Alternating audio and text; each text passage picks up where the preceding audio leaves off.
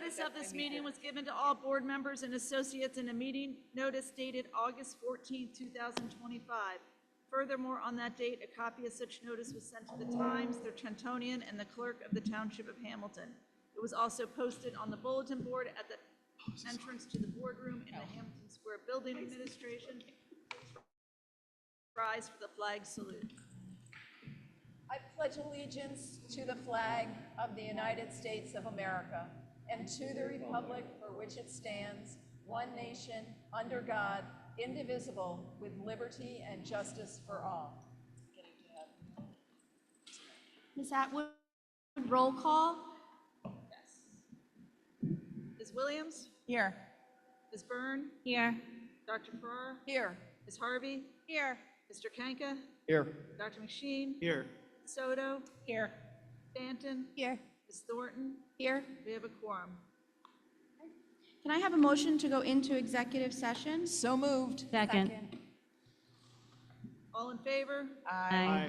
Opposed? Abstained? Motion passes.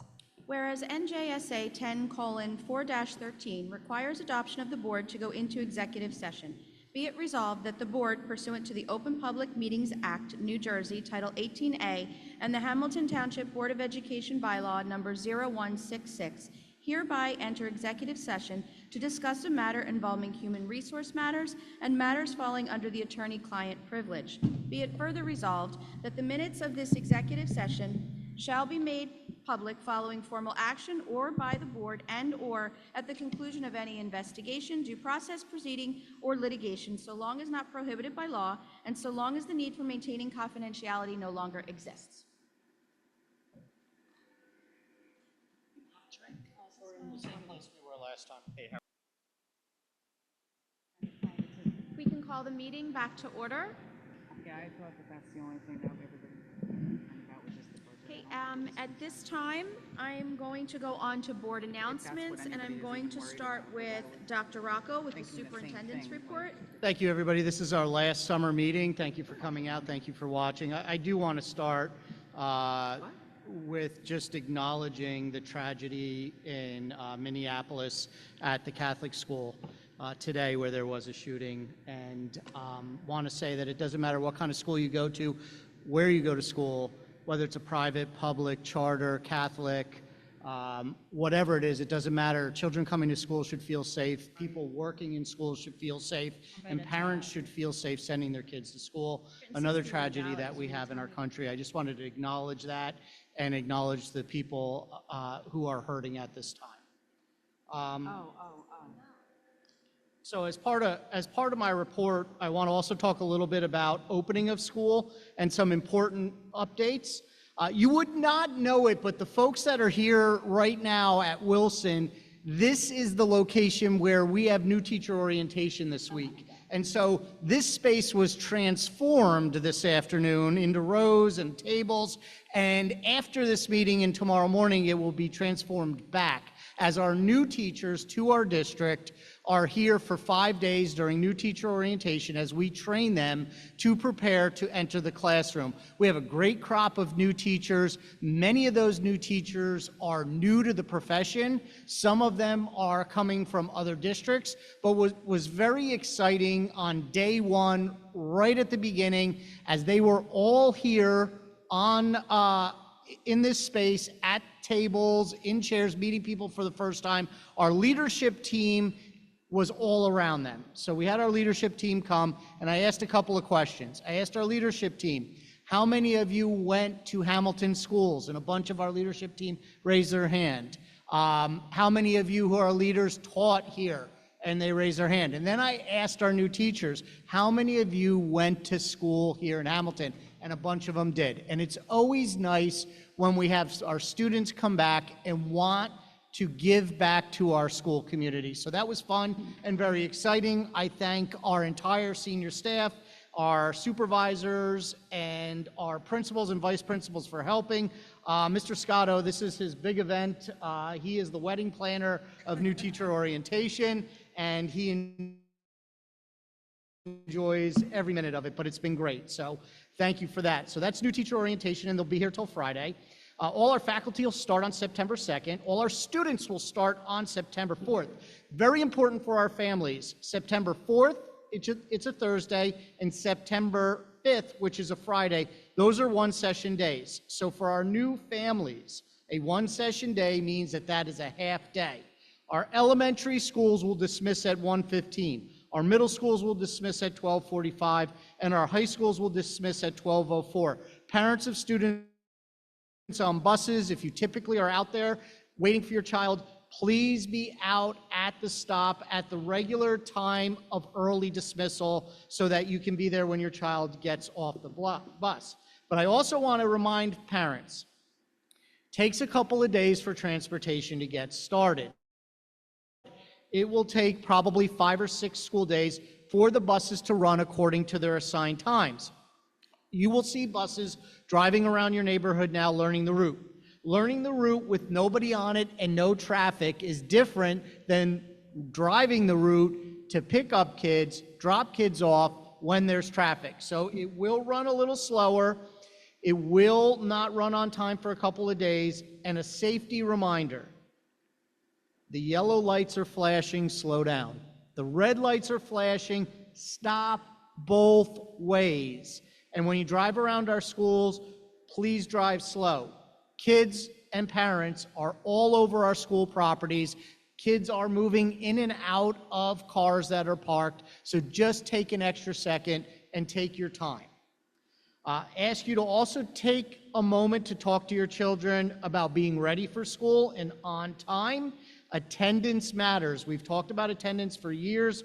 It's very important for our families to understand that the times I'm about to give them mean that your child should be in the building, in their classroom, ready to start. High schools. High school starts period 1 at 7:50 a.m. That means a student is sitting at their desk ready to learn at 7:50. Middle schools start their homerooms at 8:25. Again, student in the classroom, in their seat at 8:25. Elementary schools start instruction at 8:55. In the building, in their classroom, things put away and ready to learn at 8:55. As we start our new school year, we just have a couple of positions left open. They are long-term sub positions for staff that will be coming back. We have our last-minute job fair. Dr. Copeland and his team will be running that on Thursday. It will be at Reynolds Cafe at 3 p.m., and it will run to 5 p.m. If you know somebody who's still looking for a job, have them come out. They will be interviewed on the spot. One of the most important announcements and things that we can put out is about Power School. It is open for high school students, and they can check their schedules. Middle school students, you can check your schedules tomorrow, which is Thursday. And for elementary school students, you will find out your teacher on Friday. We ask that all parents please complete all the forms online. And if you are a middle school or high school student and you're looking for a schedule or level change, please keep the following in mind. When you're trying to request that, here are some of the reasons why we will allow a schedule or level change. There's an error in your schedule, including a conflict between 2 or more courses, or you have a failure to complete a prerequisite course, a recommendation from the child study team, or if a student is repeating a course and is assigned to a teacher with whom he or she previously had a failing grade. We will then entertain the potential for a change, but you must reach out to your counselor to discuss that. And I know that Dr. Disler has been working with all the counselors across the district. One of the other things we put out this week and last week, and it has created a little bit of a conversation in the community, and that's our cell phone practice. The first thing I want to say about our cell phone practice is this: there's nothing new that we put out. That's been out for a year in my community update. I just made it look nicer, right? I put graphics on it and some indentation. But I just want to remind people, at the elementary level, no cell phones or electronic devices are allowed to be in the possession of an elementary student unless there is a documented medical reason that then gets reviewed by the building principal, the nurse, and a member of my senior staff. At the middle school, You have to have your cell phones off and away in a backpack or locker. At the high schools, you need to follow the school rules for use of a cell phone. If it becomes distracting to yourself or learning, or in any way you violate any acceptable use of that cell phone or inappropriately use it, it will be confiscated and your parent will have to pick it up.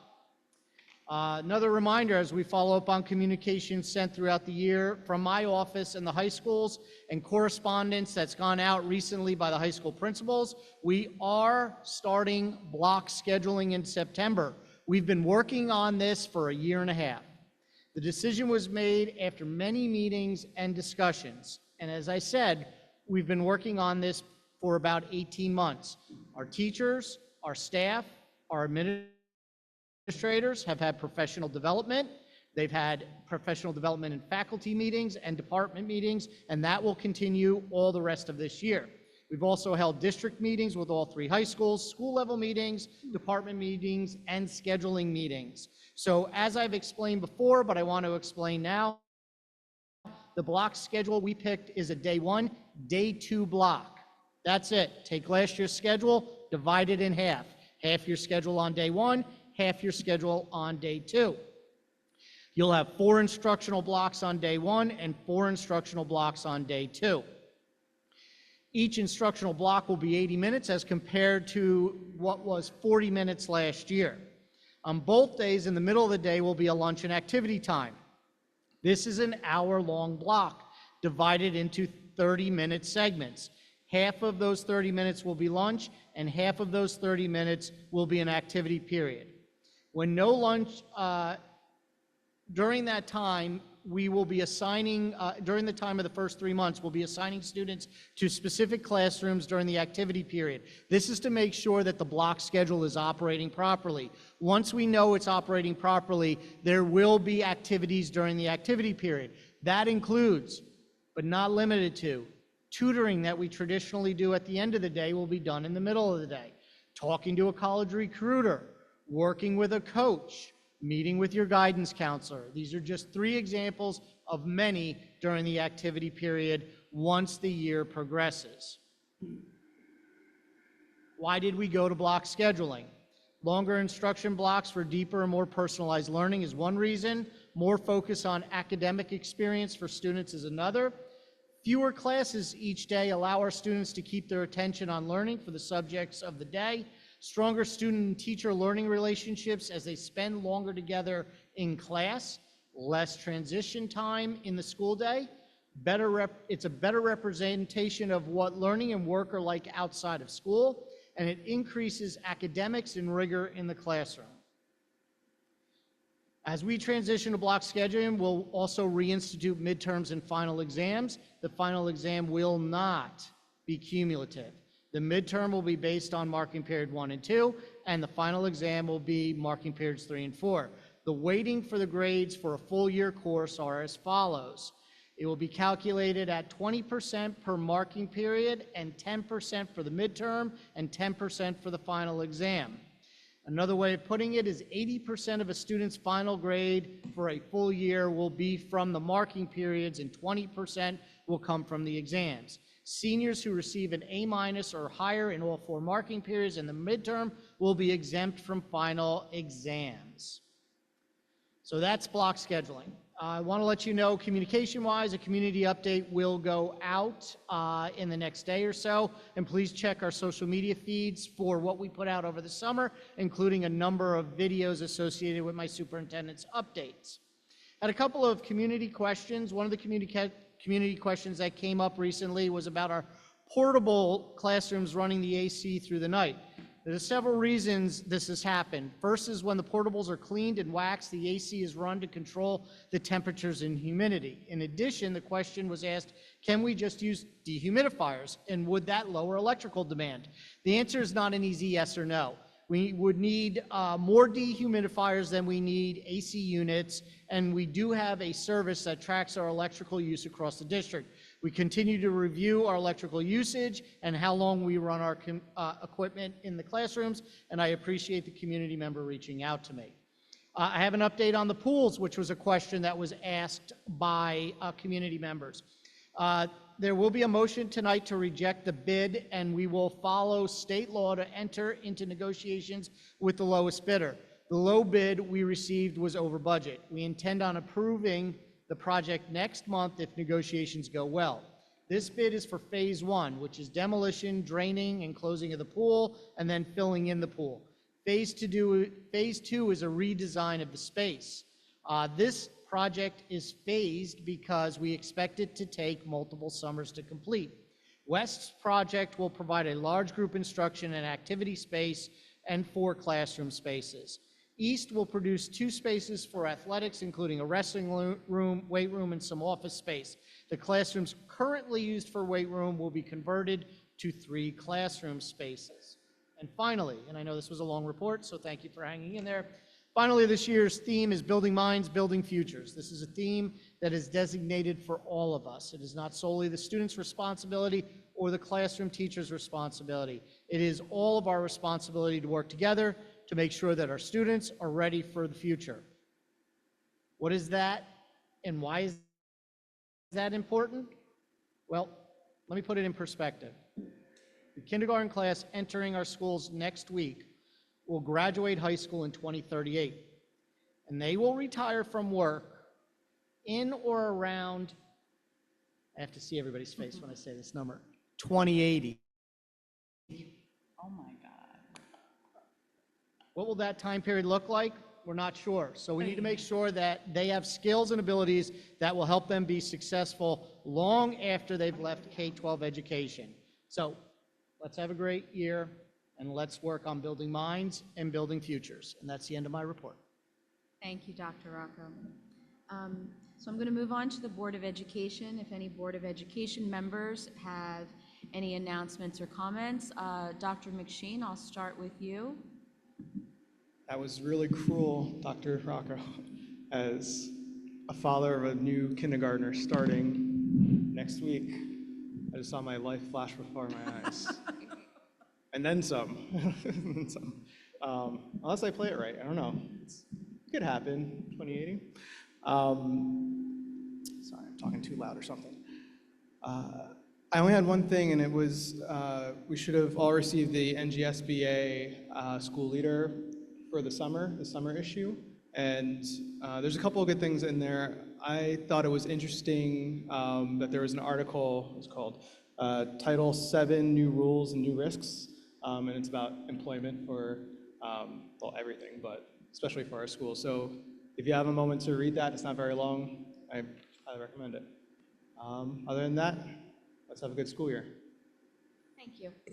Ms. Soto?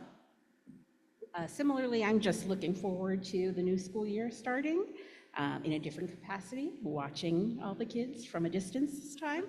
And to the parents of the class of 2025, know that I'm thinking of you, and as you send your first year college students off.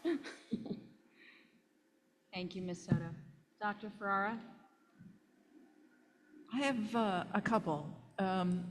Each year, New Jersey School Boards Association asks members, school board members, to nominate district employees for what school board calls its Unsung Superheroes in Education Award. And we have a lot of unsung heroes here in the district. We all know a school district can't operate just with teachers. Many of our unsung heroes have been working in the heat of the summer to make sure our buildings are clean and ready for students. They're mowing lawns, they're trimming bushes, and others have been making sure that textbooks and Chromebooks and technology as a whole are ready. But I chose to nominate Mr. Leo Foy for the award. I spoke about Mr. Foy at the June board meeting. He's our 92-year-old crossing guard for Morgan Elementary School. The students call him Mr. Leo. He really is a very remarkable man. I had to go and bring him some things today, and I had my parrot with me, and he was just in awe of the parrot. It was kind of fun to see him. And then he asked to buy it, and I said no. So yesterday morning, though, Morgan Principal Michael Gambaluka and I found Mr. Leo at Sayin Gardens, where he works in the summer, to give him the news that he was accepted as the unsung superhero in education for crossing guards in 2025. And he was beaming. He will be honored at an event during the NJSBA Workshop Week in Atlantic City in October. Thanks to Dr. Disler, I have a quick follow-up on the district students who were selected to attend the Lydia Scholars Program this summer. We had conversations about that in May and June, I think. 14 students, 9 from West and 5 from North, decided to attend after being accepted. The students participated in a retreat at the Princeton Blairtown Center at the end of June and also completed a college essay writing boot camp. Students received tours of Rutgers, Newark, Columbia, University of Pennsylvania, Bryn Mawr, and Rowan within the first few weeks of the program. And one of the students was inspired to apply to Barnard after attending a recruitment session titled Barnard Brown. So it was a very successful, sounds like, summer, and I hope they get, and we have the same opportunity next summer. Mr. O'Boyle, what am I doing wrong here with this mic? I should know, but next, and I'm probably stealing the board president's thunder, I just want to alert parents and guardians right now to start thinking about the fact that we have dual enrollment opportunities in the district. So there are New Jersey colleges that have entered into agreements with us so that high school students can take some classes and get credit in high school and get credit for college. Now you have to pay tuition costs, they're reduced tuition costs, and enrollments in these programs are going to take place in early fall. Now these opportunities, you have to enroll in the early fall. You can't like take the class, say, oh, I did really well, now I'll pay for the tuition. You have to pay for the tuition up front as it starts. So I encourage you to sit down with your students and talk to them and see if that's what they'd like to do, and then they should check in with their guidance counselor first thing when they get back to school. And you can look at all the dual enrollment opportunities on the curriculum and instruction page on the district's website. It's there's a tab in the it's on the left-hand side labeled dual enrollment, and all the colleges are there. Did I do okay? All right. And that's all I have. Thank you, Dr. Farrar. Ms. Stanton? Good evening, everyone. First of all, I just wanted to say thank you to the district and Sayan for having your pop-up event on August 14th. It was fantastic to be able to meet the new principal and for all the students to be able to go visit the school before the school year started. There was also one at Cooser on August 12th, Wilson on August 19th, and there will be one at Greenwood on September 9th from 3:30 to 4:30 p.m. It was great. There's community resources available. The food services department is there. There were opportunities to meet staff and teachers. There were some local businesses there, school supplies available.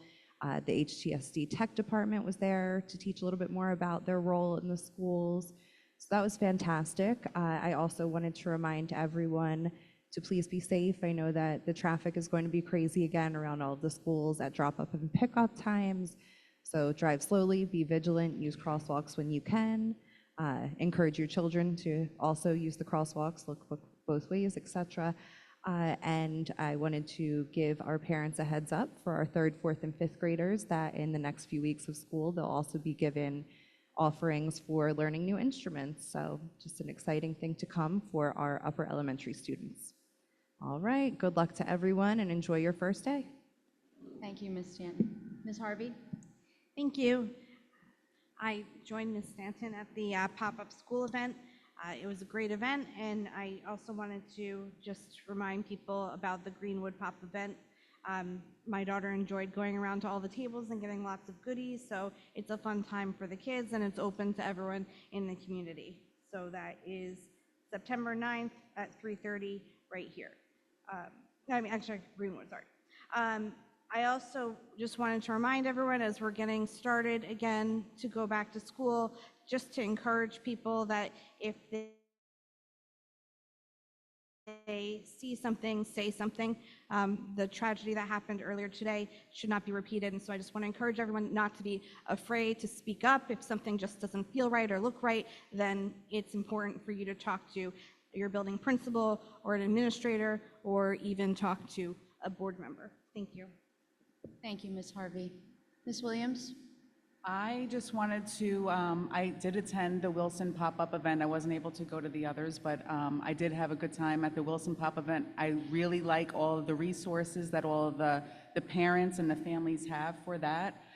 So I hope that, and again, they're open to anybody in the district, so it doesn't have to just be at that school that's having the pop-up event. So I encourage for the next one, for families to go to that one. I believe that one is Greenwood, right? In September, right? After school starts. Also, I was trying to find on here, because I can't remember the name of it, so maybe the board can help me, but the different schools have different opportunities where there's donations for the different teachers that they have. Donors choose. Donors choose, thank you. So I just wanted to draw everybody's attention to that as well, because that is a huge resource for the community, families to come together, and maybe if there's a way, because I can't find it very easily online, so I was wondering if maybe we can share that with everybody There's later. a link on the landing page of the district. And I didn't even see it, and I'm on that landing page. You just have to kind of Scroll scroll all the down way a up. little So bit. if you get a chance to please go through and look for Donors Choose, because it really is essential to the success of the students and the teachers. And it's a real, for me, it's a community builder for everybody to try to help where they can for those resources. And that's really it. That's all I have. Thank you, Ms. Williams. Ms. Byrne? No, thank you. Mr. Kanka? Yes, I just want to make sure that everybody in the beginning of the school year gets all their paperwork filled out. The parents that are aware of the expanded free and reduced program, I'm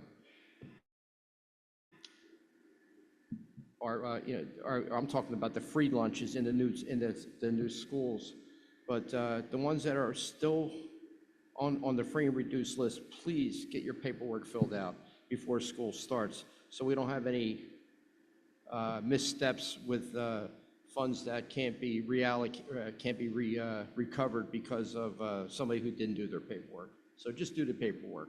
Thank you. Thank you, Mr. Kanka. So I have just a few comments. First of all, I would like to, I can't believe it's almost September and we're in the beginning of the start of a new school year, so I want to welcome everyone back. But I really want to give a shout out to our facilities department, our grounds department, our custodians, our trades. They have worked diligently over the summer behind the scenes, getting our buildings ready, whether it was projects that had to be completed, moving furniture, everything to get our buildings ready to go. So I want to say thank you so much. We appreciate everything that you guys have done, and we thank you. So that I wanted to start off with that. Dr. Farrar did steal a little bit of my thunder, but that's okay.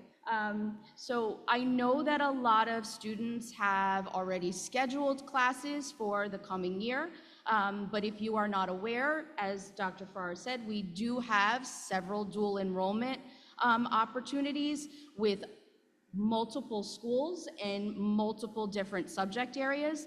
One of them in particular, if your student is taking an AP course, all of our AP courses are eligible for a dual enrollment at a cost, but it is a very reduced cost.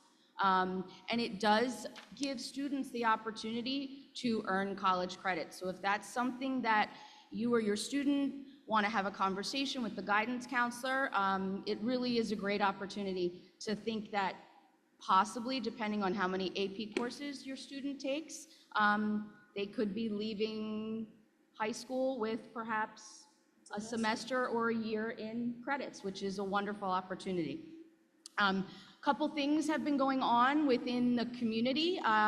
We're here at Wilson tonight, and I'm sure anyone that came here tonight will see that there is work going on outside. I want to thank the township, Hamilton Township, for installing, you'll see 2 speed bumps that are along the road, which hopefully will deter speeding, and it will do everything we can to keep our students and our staff safe.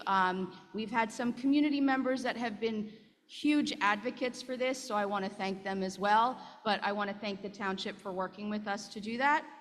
And right around the corner from that, you will see McGalliard. If you have any students that attend McGalliard, there is a new traffic pattern there right in front of the school, so something to be aware of, to take a look at possibly before the first day of school.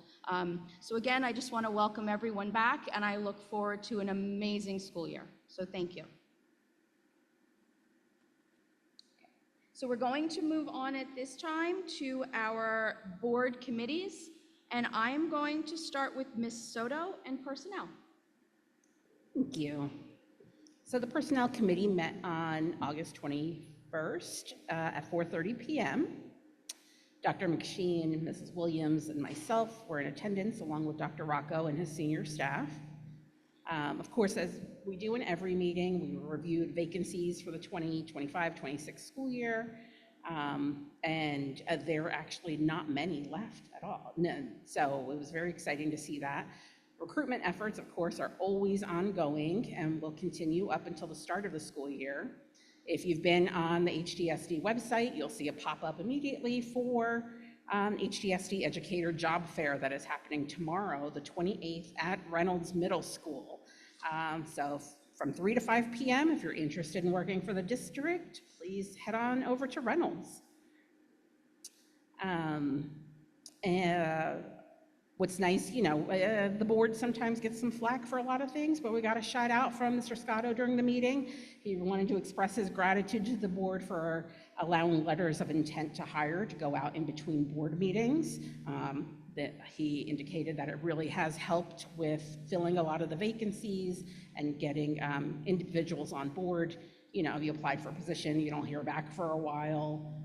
You may move on to another, you know, something else that's, you know, guaranteed. So I'm glad we could be of assistance there.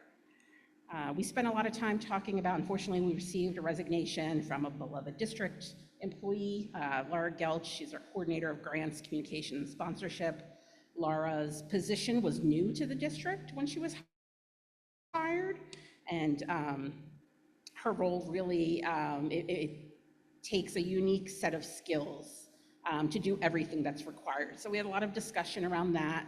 The job has been posted, actually closed yesterday. So we just discussed, you know, because the skill set's so unique, if we don't find a pool of candidates that meet that and we have to put it back out, we talked about, you know, things that we may be able to adjust in the job description.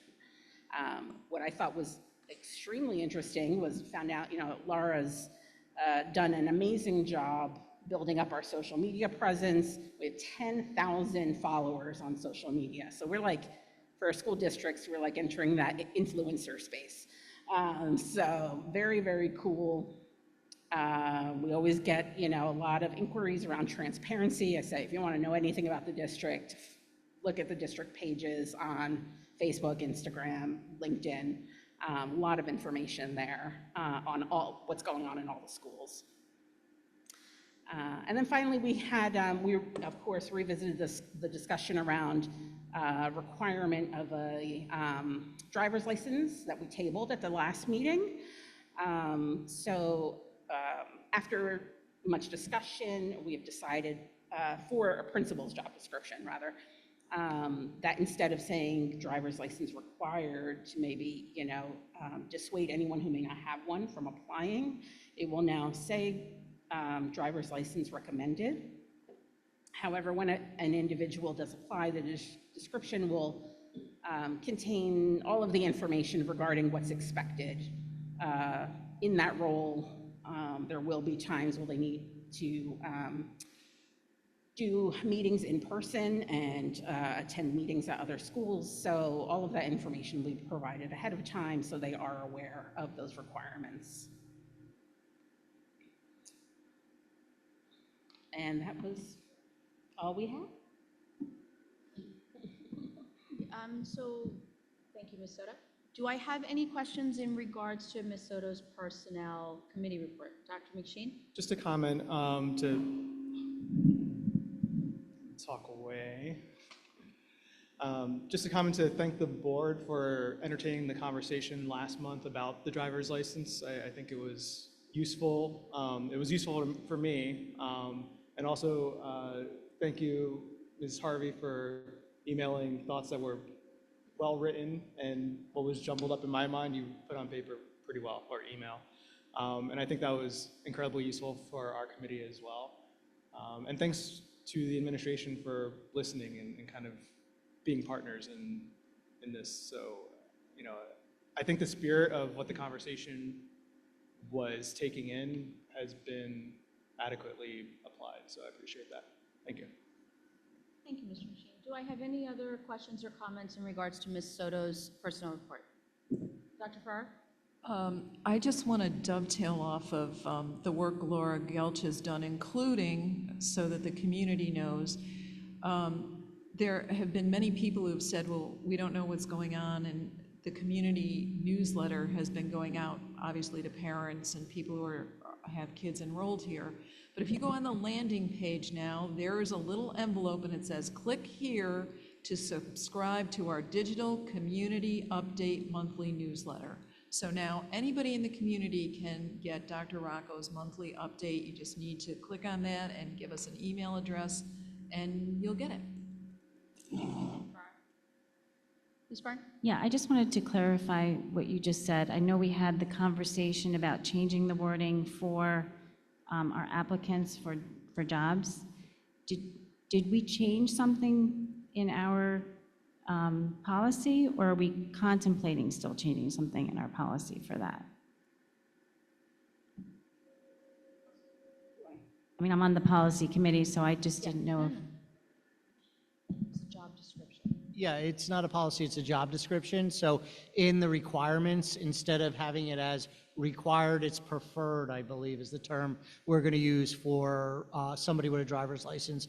The discussion, as Ms. Soto had said, went over all the different scenarios and what is possible and not possible with a candidate. And I believe, and don't want to summarize the overall conversation because it was a good conversation, but it was basically we don't want to preclude a candidate from applying if it's a requirement and the person doesn't have it. So I know that we were voting on actual, so that's going to be when we put an ad out, that's how the verbiage is going to go. Correct. But when we actually have it in policy, are we changing the words in policy? There is no policy associated with this, just a job description. Just job So there's no descriptions. policy associated No with that. policy associated. Okay, thank you for the clarification. Yes. Do I have any other questions in regards to personnel items? Okay, seeing none. Dr. Ferrara, curriculum and instruction? Thank you. The CNI committee met last Wednesday, and we had a very lengthy committee meeting because Dr. Rocco and Mr. Scotto explained block scheduling and testing to us, and Dr. Rocco went through it very well in his comments. I just want parents and students to know there's always glitches when we do shifts like this, and that we really, you know, we all have to be patient with one another, especially the students, but it will work out. I think I've said a couple times from my seat that I've taught under a block schedule. It really does allow for a lot of fun things in terms of having the time to delve into things, but it also gives you time to give students immediate feedback on the work that they're doing and to correct things and to be there. So personally, I'm really excited to see us go forward with that. We've spent the rest of the meeting talking about several things that are coming up for votes this evening. New Jersey districts recently received a little over $3,290,000 in federal title allocations, and that comes under the program known as Every Student Succeeds Act. So we got Title I funds, which pay for extra teachers and support staff. We had received Title II funds, which provide funding for teacher training and for the implementation of retention programs. We received Title III funds, which helped the district provide services for English language learners. We received Title IV funds that can be used to support newly arrived students from other countries, and we also received Title, I think I messed up my Roman numerals. There's another title that we got, funds supporting improvements in technology. They're all listed on the agenda for everybody, and that's motion 7. Motion 8 asks that we approve the district's math guides for K-12. Under this motion, we are also approving a guidance department procedures manual for multi-language learners. If you remember, right before CUSAC, we had to update a lot of these guides, and so we're just going along and finishing that up for the state. The district has purchased new high school French textbooks. These textbooks fully immerse students in the language. I went to look at them, remembering my own French books from high school, which actually had English in them, but there wasn't a word of English in these textbooks, so it was really nice to see. I think it'll be a great way to learn. The district has also purchased new math books for 8th grade, and the text approvals will be at motion 9. Motion 15 is a second reading of the 2 policies we passed last month. Policy 0144 affirms that newly elected board members must complete their new member orientation within 90 days of reorg. Policy 0161 outlines the procedures the board secretary must follow to help us get through meetings. Dr. Rocco has approved sending policy 0129.02, which is board member use of social media, to Mr. Carrig for review and input. And so I will be sending that to Mr. Carrig, and hopefully we can have that policy back for first reading in September. Additionally, I would like to call your attention to several motions that we did not discuss in committee, but I wanted to highlight. Motions 1 through 3, 5, and 6 are motions that we approve each year at this time. Motion 10 asks the board to approve the donation of trees and the planting of the trees at Nottingham High School. And we looked at this motion earlier this year. The trees are coming from the New Jersey Department of Environmental Protection and Sustainable New Jersey. Mr. Kanka or Ms. Atwood, if I remember, some of those trees are going closer to the school and some are going closer to the road. Is that still correct?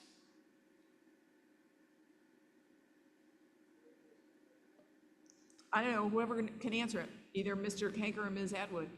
Do you want me to answer? I don't think the final location has been determined Okay. because we applied for the maximum amount of the grant, but we didn't want them to be really close to the school, so we want them to be further away from the school so they Okay. don't fall on the roof and all of that. All right, so that's still under discussion. Thank you. Motion 11 was not discussed in committee, but it asked the board to approve the spending of $5,000 of title funds for a speaker for Crockett Middle School. We did get more information from Mr. Scotto that I shared with the board members. I learned coming in tonight that this title money has to be spent by September 30th. And not only does the money have to be spent, but the event has to be done by September 30th. Motions 12 and 14 are also standard motions. Motion 13 asks the board to approve the funds for what is being called a practicum internship in math teaching.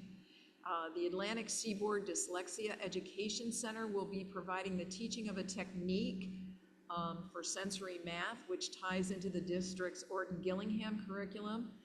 Quite often over the years, what the district has done is send one or several teachers to trainings with the caveat that those people will in turn teach other teachers in the district. And additionally, those who take these trainings sign an agreement which requires them to remain in the district for a certain period of time. The one that I'm most familiar with is the one that I worked with, which was getting teachers trained in restorative practices. We sent, I think, at least 4 or 5 people to get the training to then come back and teach other people. And that's all I have on our committee report. Thank you, Dr. Farrar. Do I have any questions in regards to the Curriculum and Instruction Committee report?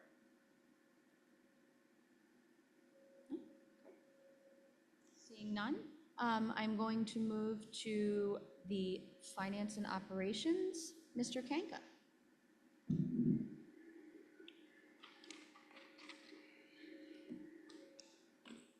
Good evening. Finance and Operations Committee held their meeting on August the 13th at 8:30. I would like to thank committee members, Mrs. Thornton, Mrs. Harvey, and the entire senior staff who was in attendance. We also had Mr. Scott Whites from New Roads Construction to give us some more detailed updates on some of the projects that are ongoing and the progress of those projects as of that date. In tonight's report, since our meeting was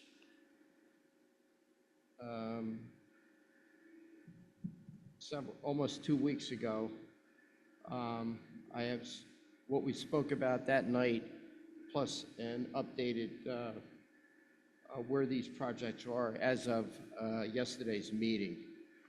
The very first thing we touched on was communications from Dr. Rocco.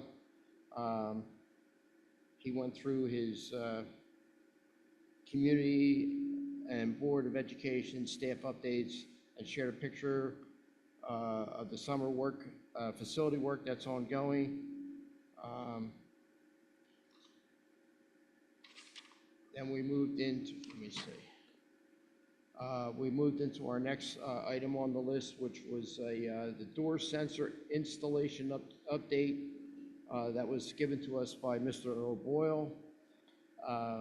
He provided an update on sensor installation, and that project will begin phase 2 after the completion of the camera updates, and will continue to work after hours and on second shift, even after school starts, to not interfere with any of the school activities that are going on at that time. Then we had a request from PSC&G for an easement at West. There was they wanted to put in a guideline on a telephone pole, and that line was going to extend over the sidewalk in front of West. They indicated to us it was not going to impede on any of the traffic, the foot traffic that was going over there. So we discussed we had discussed it, and the consensus of the committee was to support their request. Under the capital projects, Mr. Scott Weiss from New Roads was there, along with our facilities department, John Miranda and Rocco Infante. We talked about the North Auditorium, about the abatement that was completed. There was a hidden layer of tile under the tile that was on that you could visually see, and it was the mastic under that second layer that was hot, that had to be removed. There was a change order which is on tonight's agenda for an additional $125,147 to remove that mastic under that floor in the auditorium. But Scott from New Roads indicated that the work was going to be is originally completed, scheduled to be completed by mid-November. After the unanticipated 4-week delay for the abatement, they have been in touch with the school principal to keep him updated on the progress of that project, and we will keep you updated on what's going on with that. But there is an update with that on the acoustic ceiling. That work is moving ahead of schedule, and we're hoping to be completed by early September. Uh, And we will confirm that if we're back on full original schedule after that project. The Layler project, there's also a change order on tonight's agenda. As has been reported in the past, that project had to be moved to a 2-year project because of delays from PSC&G on getting a transformer set at the school for the new HVAC system. And there was some cost increases incurred because of that change order, or because of that delay. There was increased costs for the subcontractors. Since we have the equipment on site, not on site, but we had the equipment, there was storage costs for that equipment. Then they had to negotiate extended warranties, because with most manufacturers with HVAC, it's 18 months from the date of delivery or 12 months from date of startup. Well, we've already had the date of delivery, and the clock is ticking on that right now. So they negotiated an extension on the warranty for the equipment, which cost us money. Then there was a storage cost. There was labor costs that changed from moving the project from 1 to 2 years, and those total upgrades are on tonight's agenda at the cost of $184,906. 50% of that project is completed, and the remainder of that project will be completed in the summer of 2026. And the contractor is working on the final work, while the district is also completing the cleaning up for the school opening over there. High school roof replacements, east and north, are almost complete. They're on punch list items right now. West is complete except for the roof area above the pool, pending a rebid on the pool conversions, which I have an update on that. There was some old capstone that had to be repaired on the original building. A change order is anticipated for the August agenda, and it is on the agenda under motion 17. The fencing, the dumpsters have all been removed. The area has been area graded, but we'll wait to seed after the completion of the change order of the capstone repair, as equipment will again be deployed in that same area. McGuire and Klockner electrical upgrades are almost completed, and on the update, we're just waiting for PSE&G again for a shutdown to switch to the new upgraded system, but the school is still operating on the old system if the shutdown is delayed. The Robinson toilet room is on schedule. We're waiting for tile at the time of the meeting, but the update states that the tile is completed. We're now waiting on a door delivery. Temporary door has been installed, pending a receipt of the final door for that toilet room. The high school food service line electrical upgrade, west is complete, except for additional outlets needed for the cafeteria. East and north are on schedule for completion by school. And as for the update, the east and north received final inspections on all the work. West received on the gym area work. West cafeteria and new outlets underway and scheduled for completion before the start of the school year. The Ardwell Heights boiler, the work was to be started on the 18th. The completion is scheduled for early October. The update is that work is on schedule at this time for the Ardwell Heights boiler. The Grace roof was to be started on August the 18th. It was a 2-week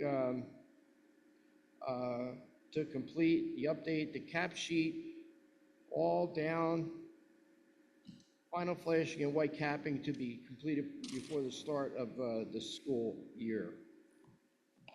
Pool conversions, that was out to bid again, and the bids were coming in on August the 21st, which is that is on tonight's agenda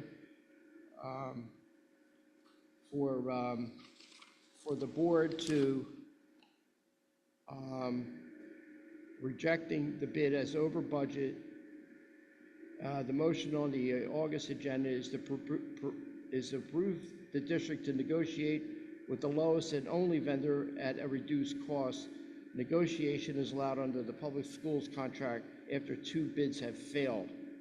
That's under motion 18. What that means, we're rejecting the price, but we're allowing the district to negotiate to reduce that bid, since it was only 1 bidder. And that project, I will repeat, is being funded by capital reserve. Capital reserve, I repeat that. A facilities update from John Miranda provided an update of the following projects: summer projects that were completed, ceilings at Steiner, bathroom partition replacements at Mercerville, Wilson, University Heights, Cruiser, and Greenwood, paving at West, Crockett, Mercerville. The HEP bird extraction was completed. We had some bird infiltration into the soffit area over at HEP that they have been removed, and those soffit areas have been sealed up for to prevent the birds from coming back home. East bathroom across from the cafeteria has been completed. The summer projects ongoing to be completed by the start of schools is flooring, west 3 rooms, east 1 room, rentals, 1 room, clock in the library, all completed except the AD, the north AD room. They were waiting for carpet, but the updated, that carpet has been received and has been installed. The East Art room is back ordered on casework. We also talked about the old sewer lines that are in Cooser, probably from 100 years ago. There was some splits in the cast iron piping. Those pipes were not removed, they were repaired on the exterior, and they were lined. They set a machine down and lined the inside of that pipe with some type of a plastic or rubber membrane, because these pipes, most of these pipes are buried in concrete walls, and it would be just an enormous project to rip all that stuff out, put new stuff in. So it was recommended that we just repair them at this time. The Crockett conference room door was on back order. There's a temporary door will be installed at this time, I guess, while they're waiting for the new door. The East Library heating system, we had to have pieces fabricated, and at the time they were looking for, they were searching out for new bearings for that those particular units, and that's all I have on that at this time. The reason is the units are over 60 years old, and parts are not readily available, so the shaft had to be manufactured by an outside vendor to accommodate that unit. We're just waiting on the status of the bearings at this time. The sidewalk replacements throughout the district they've all been completed. We talked about playground maintenance. Mr. Infante updated the board on the status of playground mulch installation and other work orders on repairs. The board discussed long-term plan for playground updates and replacements. We want to suggest that the district puts them on some type of a rotation to make sure that they don't get ahead of us. We stay ahead of the equipment. New projects and emergencies was the Grice Science Room. There was some leaky pipes to the teacher's sink. The challenge to identify an issue and address these pipes that run behind lockers and walls. The update is they isolated and stopped the leaking. All exterior sinks are working on a final solution to repipe the water to the teacher's sink. Work order system update. Training of the administrators, secretaries is completed. It's in use right now district-wide. All the guys are using the new system, and I'm sure we're going to have some bumps in the road as guys get used to using this new system. That's going to be readily available to every administrator in the district, especially if you want to secure a space for some type of a program or something with students. You'll be able to find out on this new system if that space is readily available. You can secure that space through the new system, and that way it eliminates hundreds of phone calls throughout the district. Everything's going to be done electronically from now on. Then there was a building use request for the West Turf Field by a rec soccer group on Sundays. The committee discussed keeping the turf fields closed until an update on that policy. Travel soccer teams, use of the field. The committee discussed and agreed that per board policy, Hamilton recreation teams only that compete within Hamilton there will be no charge for the use of those fields. Travel teams that are outside of Hamilton for games are not exempt from the policy of being charged. So they have to, as long as they're approved to use those fields, they are going to be charged to use those fields. That's travel teams that are outside the district. There was a dual use requirement request. One new request was the Cruiser B10 2 resource rooms. Others on the agenda are existing dual use rooms for dual use rooms. The food service for June financials exceeded our guarantee, which is always good. So now we have more money to spend in the kitchens to upgrade those kitchens. But like I say before, I looked at the financials, and we had a negative balance of $513,000 on people that just didn't pay their bills. I would say about 180,000 of that was, or maybe less, was people that didn't fill out the paperwork that were eligible. And like I said before, we can't recoup that money once it's been paid out. So then we had another $300,000+ of people that just didn't pay. So that's been a topic of discussion with the group also on how we're going to try to recoup those funds. Then last but not least is our transportation issue that we had last year. Fortunately, the county stepped up and allowed us to use their parking lot to park our buses over there on Klockner Road. As I reported, we were in conversation with Shepherd Bus. They had a property over on East State Street Extension, which is about maybe a mile and a half down the road from Bell Avenue. I visited the site along with many of the administrators, and it's a really nice place. It's a secured lot with an electronic gate. There's a building there with offices in it, and the district is is negotiating right now with the owner to work on a price. There was an initial price, but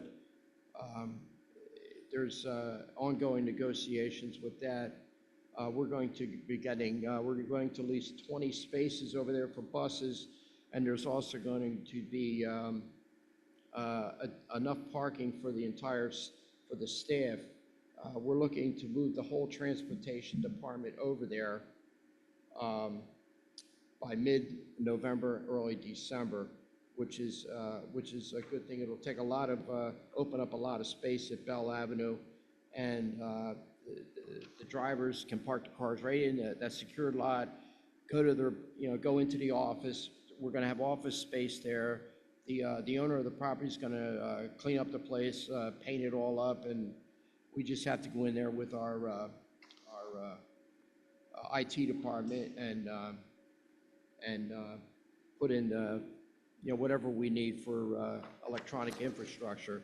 There is Wi-Fi in the building, but we're pretty excited about the space. And like I say, it's a secured lot, so people don't have to worry about their cars, because where we were at before, over off of Clockner Road behind Bell Avenue, the owner of that property wanted a ridiculous amount of money just for an open lot for us to park our buses. So this is a significant find for us, and we're all excited about this.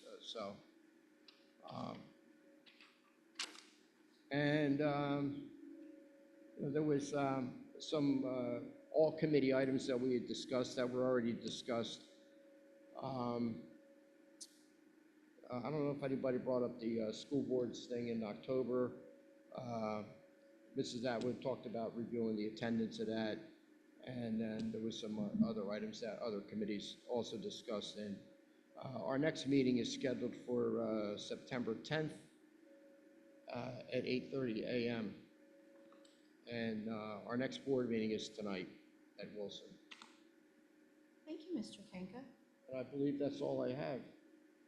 Thank you, Mr. Kenka. That was a very in-depth report of all the things that are going on It was in a the very district. long meeting, and I really appreciate everybody's patience who showed up, because the whole senior staff was there. And I thank them for putting up with me during that time. But it's very informative because it gives a good idea of all the things that we do over the summer, throughout the year, which sometimes you don't see behind the scenes, and there's a lot of things that are going on that are being addressed, so thank you. I just would like to give a shout out to our facilities department, our maintenance staff, the trade guys, even all our subcontractors that come in. We have a small window to get all this work done, June 30th till August 31st, or even less than that, August 25th. And these guys really, they put in a lot of time. They have to schedule this stuff and coordinate with multiple contractors being in the same space at the same time. And a shout out to New Roads, because New Roads coordinates a lot of that stuff for us. And I thank Scott for coming to the meeting. And I thank John and Rocco for giving us updates over the summer. I know it's a tough time, but, if you drive around to the schools, a lot of the stuff you can't see what's going on, but there's a lot of stuff going on behind those doors that you don't even realize. And we're trying to we're trying to get a lot of work done in a small period of time. So, and I appreciate, and the board appreciates all their work and their participation in this. Thank you. Thank you, Mr. Kenka. Do I have any comments or questions in regards to Mr. Kenka's report? I just Dr. have Farr? one. All these change orders that we're seeing and contracts, the cost won't change, is that correct? Excuse me? The cost cost won't change on any of these contracts? Like for the Layler, that price is good for forever? I mean, forever, how long it takes to get it done? Well, there is going to be a change to the cost. Well, isn't that what we're voting on? You think- Right. We're voting on just on the Right. changes. Right, but those changes, once we vote on them, shouldn't change again. That's it. Okay. Do I have any other questions, Ms. Soto? Mr. Kenka, regarding the bid for the pool closures, if the current bidder is not willing to negotiate, will it go out to bid again? And if so, are there other avenues that we can explore if We're we're not having? going out to bid again. We're not going out to bid again. Ms. Atwood, did you want to add to that? I'll just add that the current vendor is interested in negotiating, so we don't need to, it's the one and only the lowest bidder, and he's already interested. Any other questions, Ms. Soto? No, no other questions, thank you. Any other questions? Dr. McSheen, I see you hesitating. Do you have a question? Not on this. Okay. I forgot so DCR. not- so Not on committee? Not on that committee. Okay. So seeing that we have no other questions in regards to finance and operation, I'm going to actually go to Ms. Harvey. Do we have anything for negotiations? I do. I am pleased to report that we do have an agreement with the trades. However, we are waiting to have the actual written contract on the agenda, hopefully for our September meeting. Thank you. Okay, so at this time, was it a question in regards to one of the committee reports, Dr. McSheen? It's for DCR, which I Oh, my cruelly apologies. forgot. Thank you, my No, I apologies. apologize. It didn't start back up yet, so I do apologize. Yeah, no, You have a date for the first meeting? I'm still in what's left of my vacation mode, so Okay. it's my fault that I forgot this. Yes, so I do have a report from Cassandra Hodges-Jones, who is the chair of DCR. She's informed me that the website has been updated, and I took a look at it. It's looking kind of nice. We have dates online. So if you're looking for the DCR website, you go to the main site and you go to the community tab, and District Community Relations Committee is right there. And that will bring you to where all this information is. There's a lineup of DCR meeting dates already. The first one is October 14th at Reynolds in the Media Center. And then this year, we're actually kind of adding some virtual meetings as well. So November 18th will be a virtual meeting via Zoom. And these are all taking place 5 p.m. to 6 p.m. So that's the target time.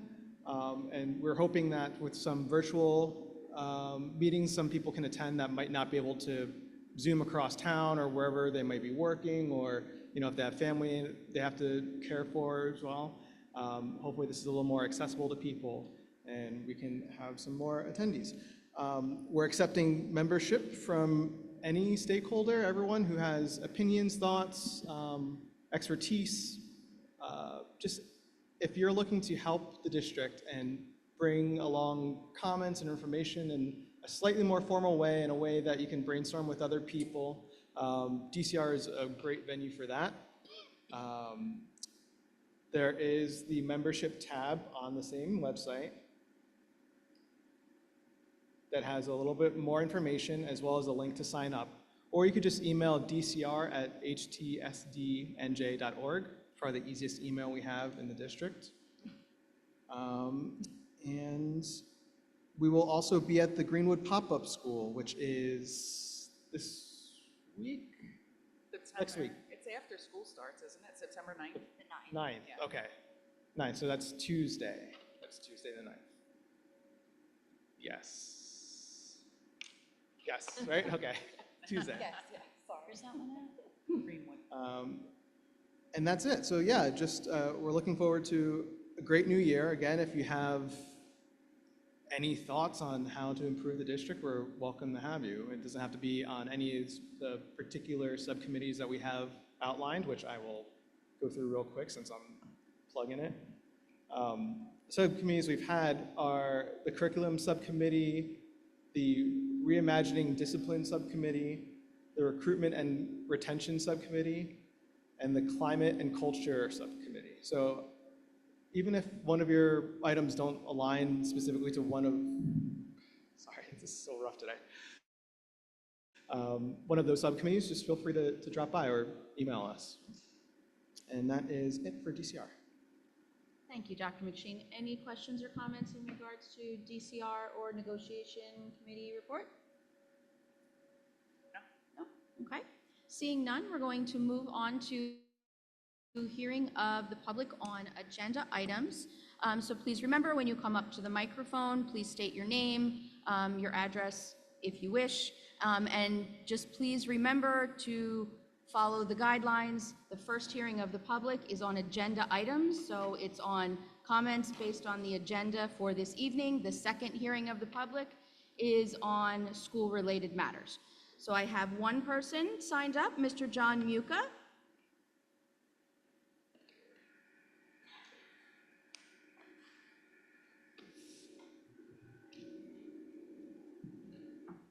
Good evening, everybody. My name is John Muka, and I live on Sylvan Avenue here in Hamilton Township, lifelong Hamilton Township resident, and I am a candidate for the school board in the election on November the 4th this year. And it's like opening day here in baseball, you know, they got the whole season ahead of us. And we're very hopeful that things are going to go well, and that's all to be appreciated. It's a difficult and complex operation. And of course, I thank all of you for the time that you spend to make this all possible, particularly the superintendent, who's doing a great job in terms of keeping everything in motion here in a gigantic operation. I don't know whether we're headed for a winning season or not. I think we need to talk more about proficiency and skills. We're still waiting for, I guess, the spring of 2025 NJSLA figures. I don't know how soon they'll be available. Last year it was November, I believe. So I just want to share a few things that bother me a little bit about proficiency. Now, in that November presentation that Mr. Scotto did, we reduced everything in the NJSLA into one slide here. And even that was a little disturbing because it shows that only 38% overall of our students are proficient in ELA activities or skills, and only 26% Mr. overall. Muka, I apologize, and I do not mean to interrupt you. I just have a question in regards, as I stated, it has to be on an agenda item. I have no problem with you continuing, but is this related to a question or a comment on what is on the agenda for this evening? If not, I just asked you to make the comments in the second hearing of the public. Well, I'm happy to make the comments in the second period also, but I believe we had a curriculum committee report, and the question regards how effective is the curriculum. Okay. So we always have curriculum committee reports as well as other reports. It's based on agenda items, so it's the things that we would be voting on this evening. All right, you're asking me to step down? Is it a question in regards to something that is on the agenda for this evening? It's a statement in regard to the proficiency of our students and how they have to compete, and the curriculum has a lot to do with that, and how effective we are teaching the math curriculum, and we're teaching the ELA curriculum. Okay, so Mr. Muga, that sounds like it's something on school-related matters. If you'd like to come back up on the second hearing of the public, I'd be more than happy to add you to the list if you're already not there. I would be very happy to come up in the second hearing. Thank you, Mr. Muka. I appreciate that.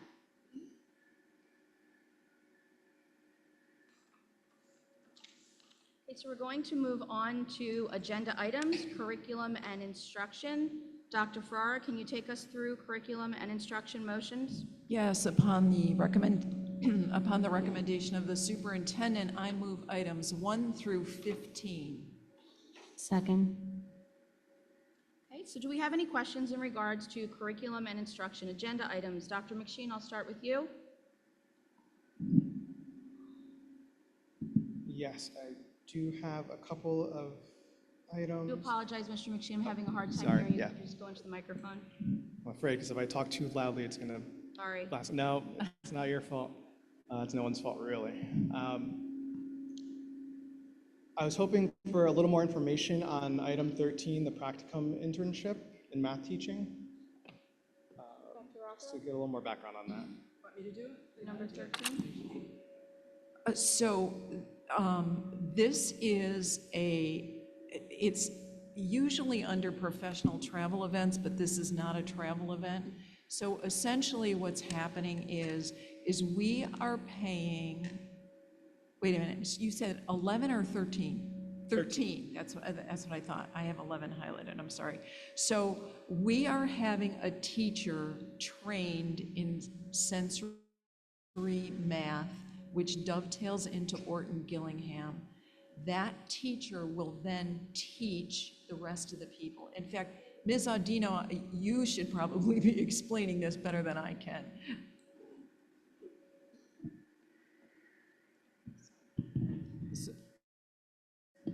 So basically, this is very similar to what we've done with all of our Wharton Gillingham teachers that we've had trained, but this is basically math. So it's multi-sensory math instead of multi-sensory reading. But instead of sending multiple staff members to be trained, we're sending one, and it's going to be a train-the-trainer model.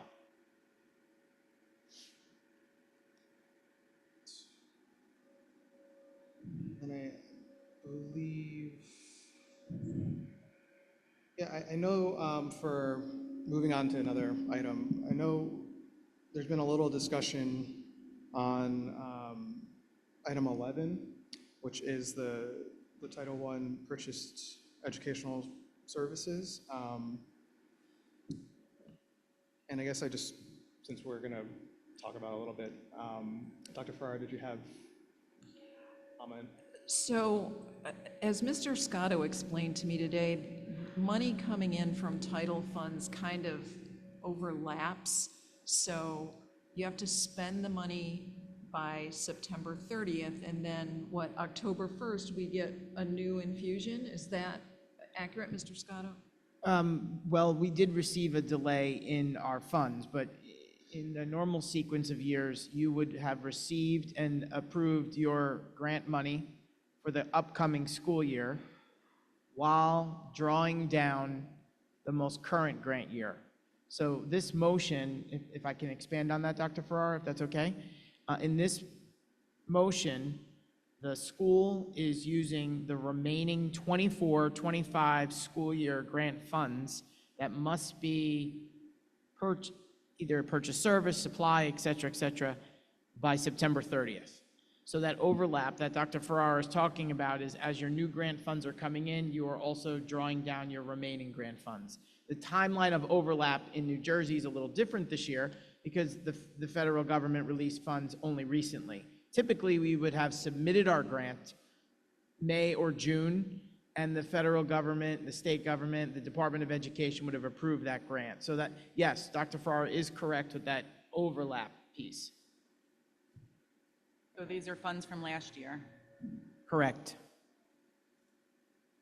And so they would be paying for this program at Crockett. Dr. Rocco, do you want to explain how it is that students will be identified for this program? I can explain a little bit of, there were some questions about the presenter and message that would be posted, message that would be provided to students. So a couple things. Actually, I received two more from administrators across the country.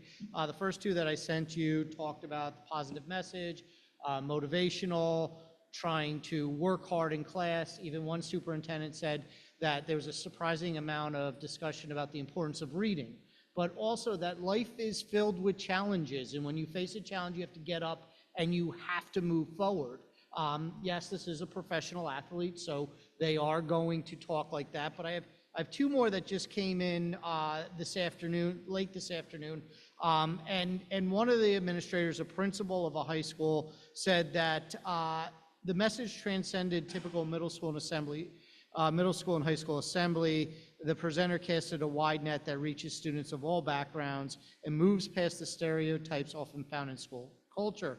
He connects with students on a genuine level, offering more than motivation. He provided authentic value for living with resilience, focus, and high standards of behavior. had an ability to engage large groups, while also taking time to connect with individuals that made a lasting impact on our school community. Then another individual from a middle school, so that was a high school comment, another administrator from a middle school said, highly recommend, did not disappoint, uniquely gifted in being able to reach all students of all different backgrounds. A universal and timeless message is one of inspiration, positivity, and perseverance. The obstacles that the presenter had faced may only be experienced by a professional in his field, but his outstanding delivery, humility, and amicable nature unlock an experience that genuinely uplifts everyone in the audience. So 4 different administrators from 4 different locations, beyond some of the other information that was available.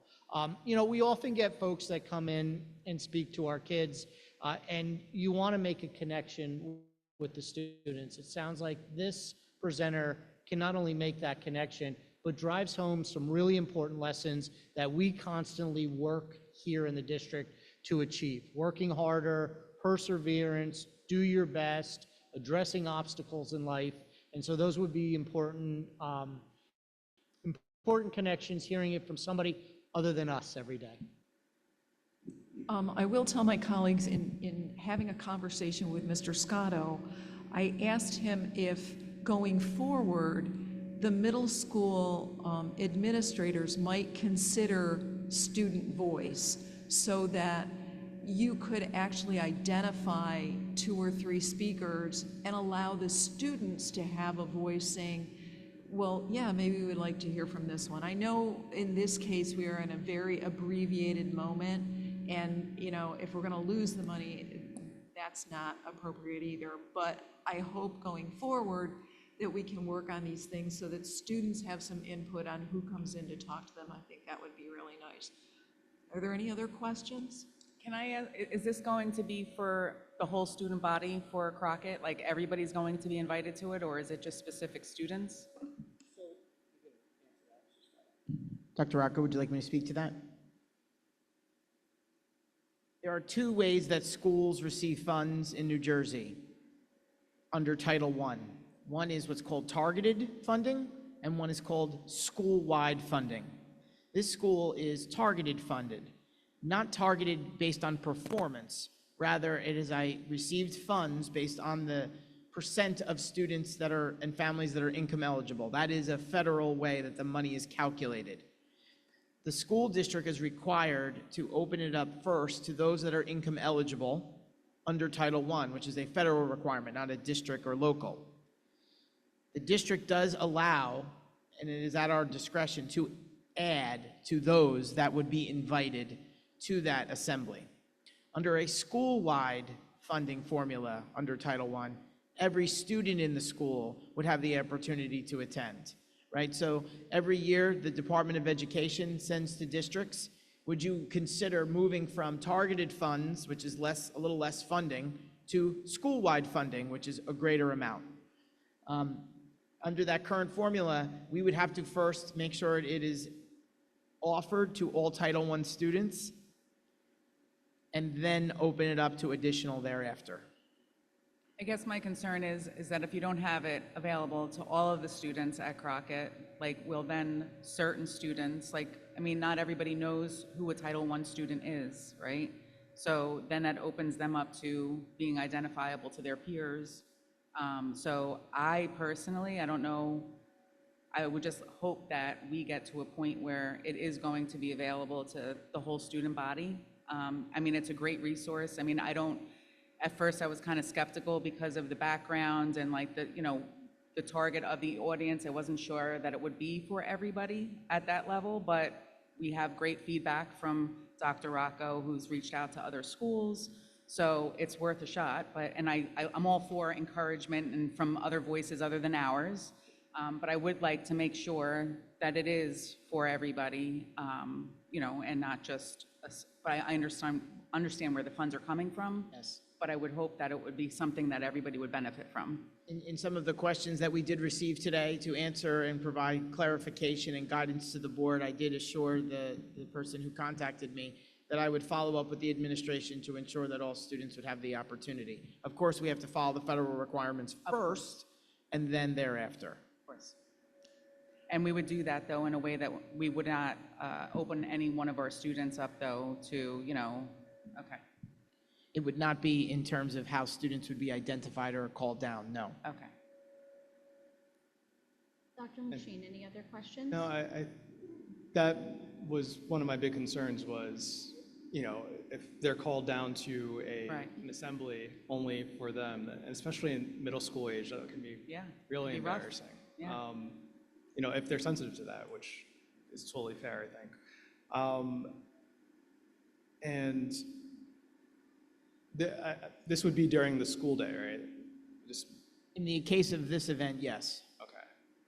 Because then the other thought was, if it's kind of outside of school and it's like more of a private invitation, then I had other concerns, but I think that's okay. Yeah, I mean, I would be way more comfortable if all the students in the school were kind of just had to attend. Yeah.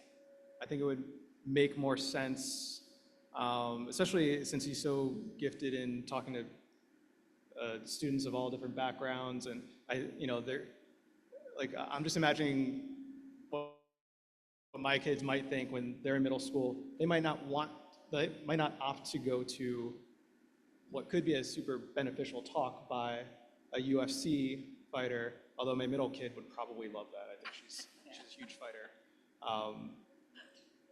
And I think maybe there's just something in kind of giving that exposure to people who wouldn't necessarily choose it. Like, I don't know if I would go sit in on a knitting lecture, even though my wife would love it, but I'm sure there could be something I would gain from it, given the right circumstances. So just a thought, and I think that's a little bit aligned with what Dr. Ferrara was thinking with getting some student voice in there too.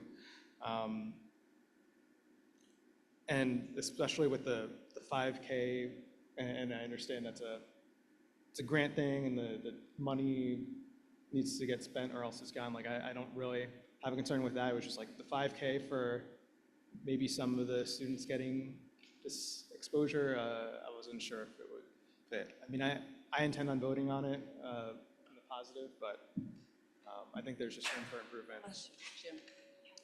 And that's all I have for these items. Thank you. Thank you, Dr. McSheen. Ms. Soto? Any questions? No questions, thank you. Dr. Ferrara? No, thank you. Stanton? Harvey? I just wanted to make a comment that I too have concerns about possibly not having the event open on number 11 to all the students. And I just offer a suggestion, given it states that we have to use this by the end of September, that we still have nice weather, that perhaps there is a way that it can be outdoors to accommodate all the students. And I do note that the $5,000 price is for 2 presentations of the program. So it's only $2,500 per program. We have 2 that are being offered.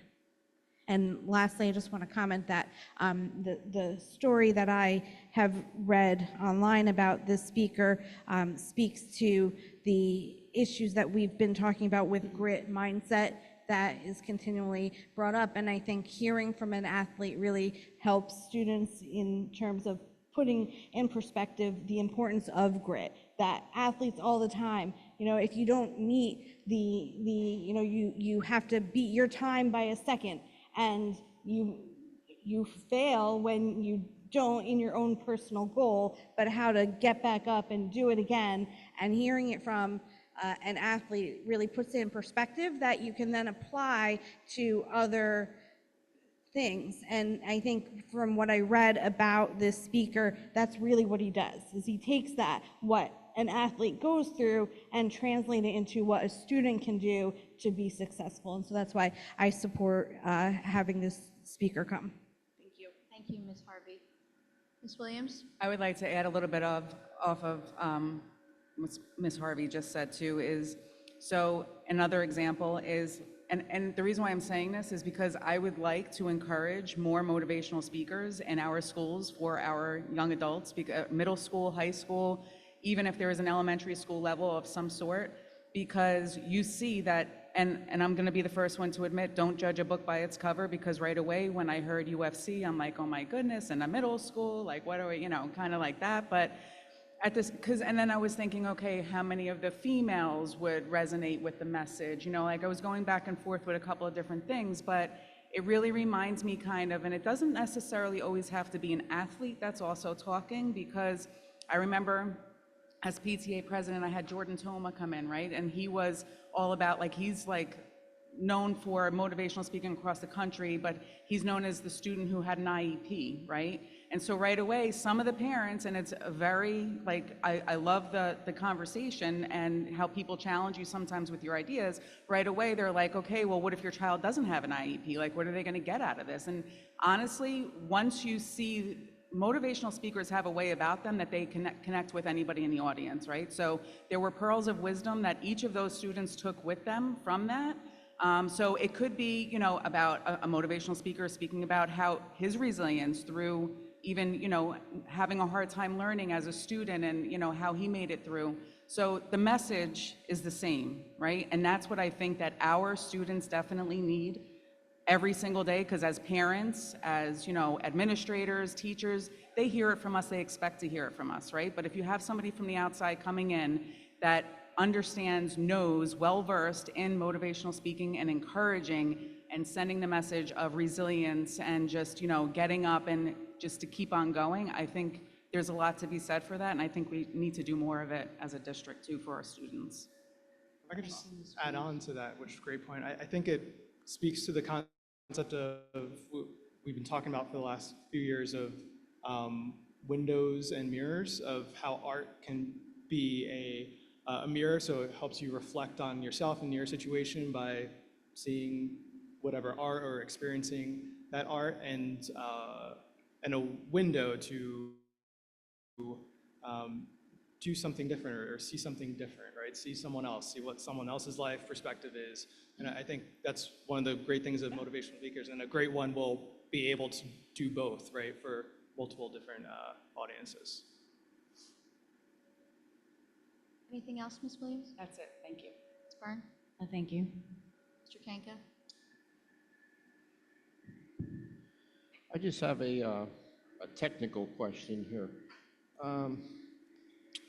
On my agenda for motion 4, it's got potential overnight student trips NA. Yes, I can answer that for you, Mr. And on my other one, it's got roll call. Okay. So we're approving no trips? no.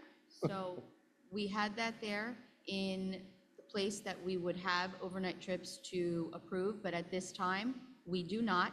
So NA means there is nothing to approve on that particular item. So when we got to it, I was going to ask for it to be pulled.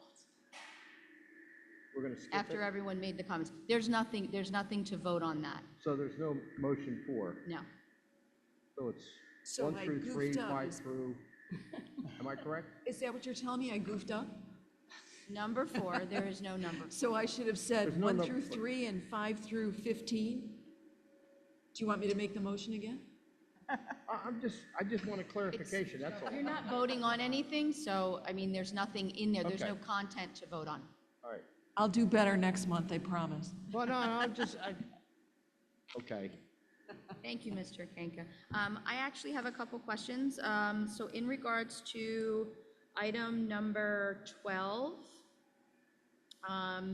just a quick question. Is there a deadline to withdraw? Ms. Atwood, do we have a deadline to withdraw? If someone did not need something on here, perhaps lodging or something else, is there a deadline to withdraw? I don't understand the question. Deadline to withdraw what? To cancel your To cancel hotel. it, to cancel it. Oh, to cancel, I'd have to look Yes. at whatever the contract says. I don't have the contract in front of me. Okay, this Anthony, is do for you know that? professional development. Well, this is, yeah. Well, I thought number 12 was, PD events. I believe it would Sorry, be- I thought we it- were talking about the speaker. No, I believe it would be anything regarding PD travel, Yes. particularly for a board member if Oh, they are you needed to talking change about the their school arrangements. boards? Oh, yeah, Yes. you have, thank you for asking that. You're welcome. In September, we have to make the payment. In September? For the lodging. So Yes. if you cannot do it, go, let us know so we can cancel that. But if you would like to attend, but you don't need the lodging, or you choose not to use it, you can just cancel that and let you know by September. Yeah, let me know so we can cancel that. The registration is a set fee for X amount of Right, people. it was more on the other items. Okay, I just wanted to make sure that everyone had that information, Yes. just in case. And then I'm also going to remind all board members that are on the agenda to be approved under this one, please abstain on yourself and don't vote for yourself. Okay, just a reminder. Okay? That is the only question I have. So Ms. Atwood, can you take us through roll call? Ms. Williams? I move, I guess, I don't know, I've never done this before, so 1 through 11, and then 13 through 15. I'm saying yes on 12, but I need to abstain from 12O and 12B. Okay. Ms. Byrne? Yes, I need to abstain from line item B. Dr. Farrar? Yes, I abstain on 12B. Ms. Harvey? Yes to all. I abstain on number 12, line E. Mr. Kanka?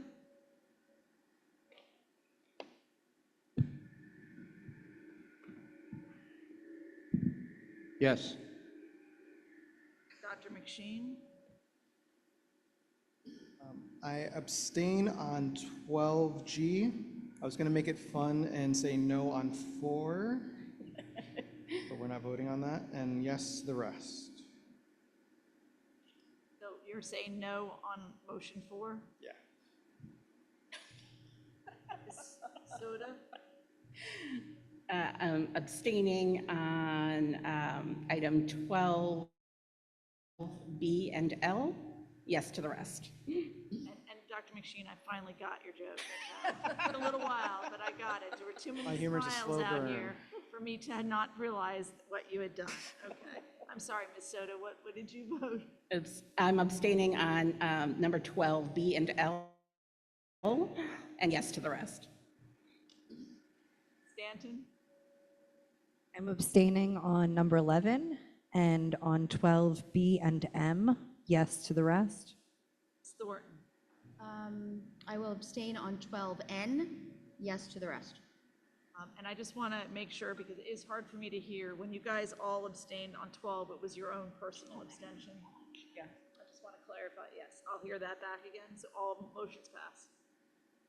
I rise to a question of privilege. Sorry? I said I rise to a question of privilege, please.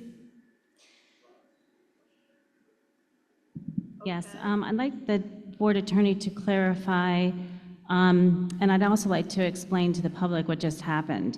So we just voted on curriculum instruction, and included in that was our professional travel event that covered our NJSBA convention, professional development that we need to take. When I was sworn in as a board member, I swore to uphold the duties of a board member, and according to the law, I'm required each year that I serve to attend a certain class. Is that correct? Okay. I have several board members in this vote, and they were Stephanie Williams, Dr. Ferrara, Ms. Denise Soto, and Megan Stanton, who voted no or abstained from me to attend my training that I need to take. Since this is our meeting, and since, we have our vote, the public should understand why you abstained from me taking my necessary course that I need to take. Can I answer? Happy to answer. I'm more than welcome to open it up for discussion. Ms. So Williams? I just want to say that it's absolutely not personal, first of all. Second of all, Public absolutely. can decide that. Because I'm going to explain. Agreed for every I'm gonna other explain. board member and every existing Yes. senior member here to attend. I'm going to explain. I'm going to explain, okay? Because it's not personal. So the reason why is because the same way Ms. Byrne took an oath, I too, and all of us took an oath, that we have to watch also every avenue of everything, right? So Ms. Byrne is not rerunning for election next year. She does, yes, need to take this training, but it is offered for free online. So if she's not going to be a continuing board member, to spend almost $1,000 of the school's budget to go is unnecessary when she can do it online. So I was thinking that she was actually going to abstain. Well, she did abstain herself, but I actually thought that she would not choose to go, knowing that that's money that could go to students, busing, school class trips of that nature. So it's not personal, because I'll be honest with you, my last year, I do not plan on attending in person either, so I did not do it personally. It's not $1,000, it's $161, Stephanie. Where do you No, get it's right $1,000? here. It's right here, between lodging, food, It's travel. $161. $161 for lodging and food? No, it's not. That's what it's not $1,000, it's $161. What did We we, can confirm the cost. Just for clarification, we're looking at the and the line law items. says that we all have to attend. Doesn't say that, yes, first of all, I have chosen not to run for reelection because I have personal matters at home that prevent me to spend the time necessary to fulfill this obligation as it deserves.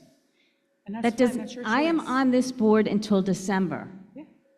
And the fact that my colleagues took the time to say no to something that, so it's okay to spend whatever, $1,000, $161 on everyone else's training, but it's not okay for me to attend the training, makes absolutely no sense. I don't believe it's not personal, and I don't believe our people in the audience or people at home wouldn't believe it's not personal. It's very petty, and I think people should know how other people voted. Fair enough. Do I have any other board members that would like to make a comment? The total cost is $810. Where do you see that? I'm not seeing that. I just voted, everyone's column has $161 for me to attend. The total cost is $810.36. 81 for lodging, 60 for parking, 20 for tolls. I have in my column 161. 161 is additional cost. The total cost is $810. We are not required to attend the National School Board's Stacy's convention. does not have what I have. I have totally different numbers on my number one. And number You're two, looking at the admin content. You're not looking at the right one. Go back. I should not be looking at admin content? This is, No. so why is there a discrepancy in the You're not cost? looking at this one here, this one. Then I want to ask, why is there discrepancy in the cost? But why wasn't administration one number? Okay, fine, okay. We can sit here and argue someone's, so everyone else, you agreed for everyone else to go and spend $800 per person, but it's not okay for me to attend, even though I also have to take this class. I'm Mrs. required by law Byrne. to take this class. Mrs. Byrne, our classes are online. You have governance to take as a third-year board member. The convention First is of not all, required. I think there was enough votes for me to still attend, even though 3 of you voted against me. If you It choose did to pass. go and Ms. spend Ms. the Atwood said that the motion passed. Correct. So I can still attend regardless, but I still think it's important that the people of this audience and the people at home know that this was a petty vote. No, And that, yes, it is a 100%, petty, I it is a agree. petty personal vote. 100%, I don't believe I that. agree. I'm The sorry. audience should understand why we voted. And I told you before the meeting that I was going to abstain because I didn't want to blindside you. But for me, it was a budget line item. As president of a PTA, former president, having been on executive boards for these booster clubs, $800 is a lot of Thanksgiving pies. It's Correct. busing for a school trip. But you It's a said yes ton of for work Dina Thornton to attend, for our vice president to attend, for Ms. Stanton to attend, for Stephanie to attend, for Jason to continuing attend. our- So we're it continuing. seems pretty petty, and I think the people in the audience and the people at home can decide for themselves whether or not they think it was a petty vote or not. They sure can, but I did want to abstain because I want the people to know And that I don't I would think also that like- it's a good use of our funds. As Stephanie indicated, when I decide not to run for future seats, I don't plan on going to the convention. Because I don't think it's a good use of funds. For myself, I would not go. And therefore, I can't. That's your own support- personal It decision. sure is, but then I can't support that for someone else. It's not personal, Ms. Byrne. I'm know- sorry, I I'm don't sure you believe do. that. That's fine. But I do want the audience to know that as well. That was my standpoint and the reason for my vote. And I This- did speak to This you ahead district of the spends vote. money on many things. To spend money on a board member who is going to continue to serve till the rest of the year is worth spending the money on, and I'm sorry that you feel otherwise. Okay, since you asked, and I would like not to be interrupted, I'm not a this child. is not, well, you're acting like a child. I'm not. Sorry, you're I'm not. talking over everybody. This is not a required trip. You are not running for reelection. Required training. Your offered on September training is 19th. online. The reason we just passed the policy on training is because people have been leaving it till the end of the year. All you need is governance 4. It's always online. You get a notice early in the year. It's $800 that could go someplace else. Ms. Thornton, Dr. McSheen are running for reelection. They may or may not be on the board, but they are running for reelection. And that's why I made my decision that way. Patrick, can you please read what the law states? The law just states that a board member in their first term must complete mandatory training in year 1, year 2, and year 3. And so this is how I chose to get my mandatory training.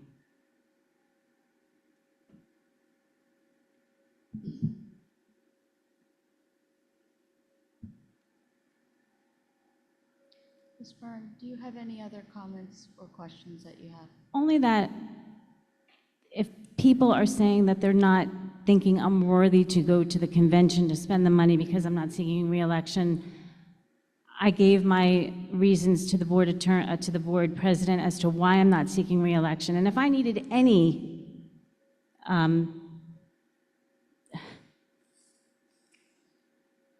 confirmation, if you will, that I made the right choice to not run again, tonight's vote was one, because working with petty people that vote for personal gain or loss is not what I'm here for, and I do believe it was personal, and the public can take it any way they choose. Thank you, Ms. Byrne. We're going to move on to finance and operation. Mr. Kanka, can you take us through finance and operation, please?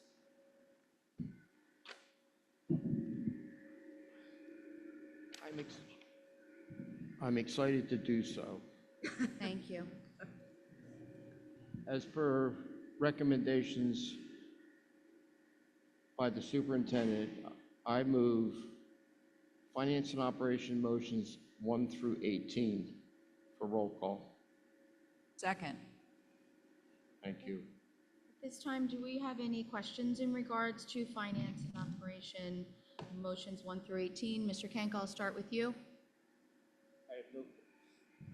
No questions? I have no questions. Ms. Byrne, do you have any questions on finance and operation?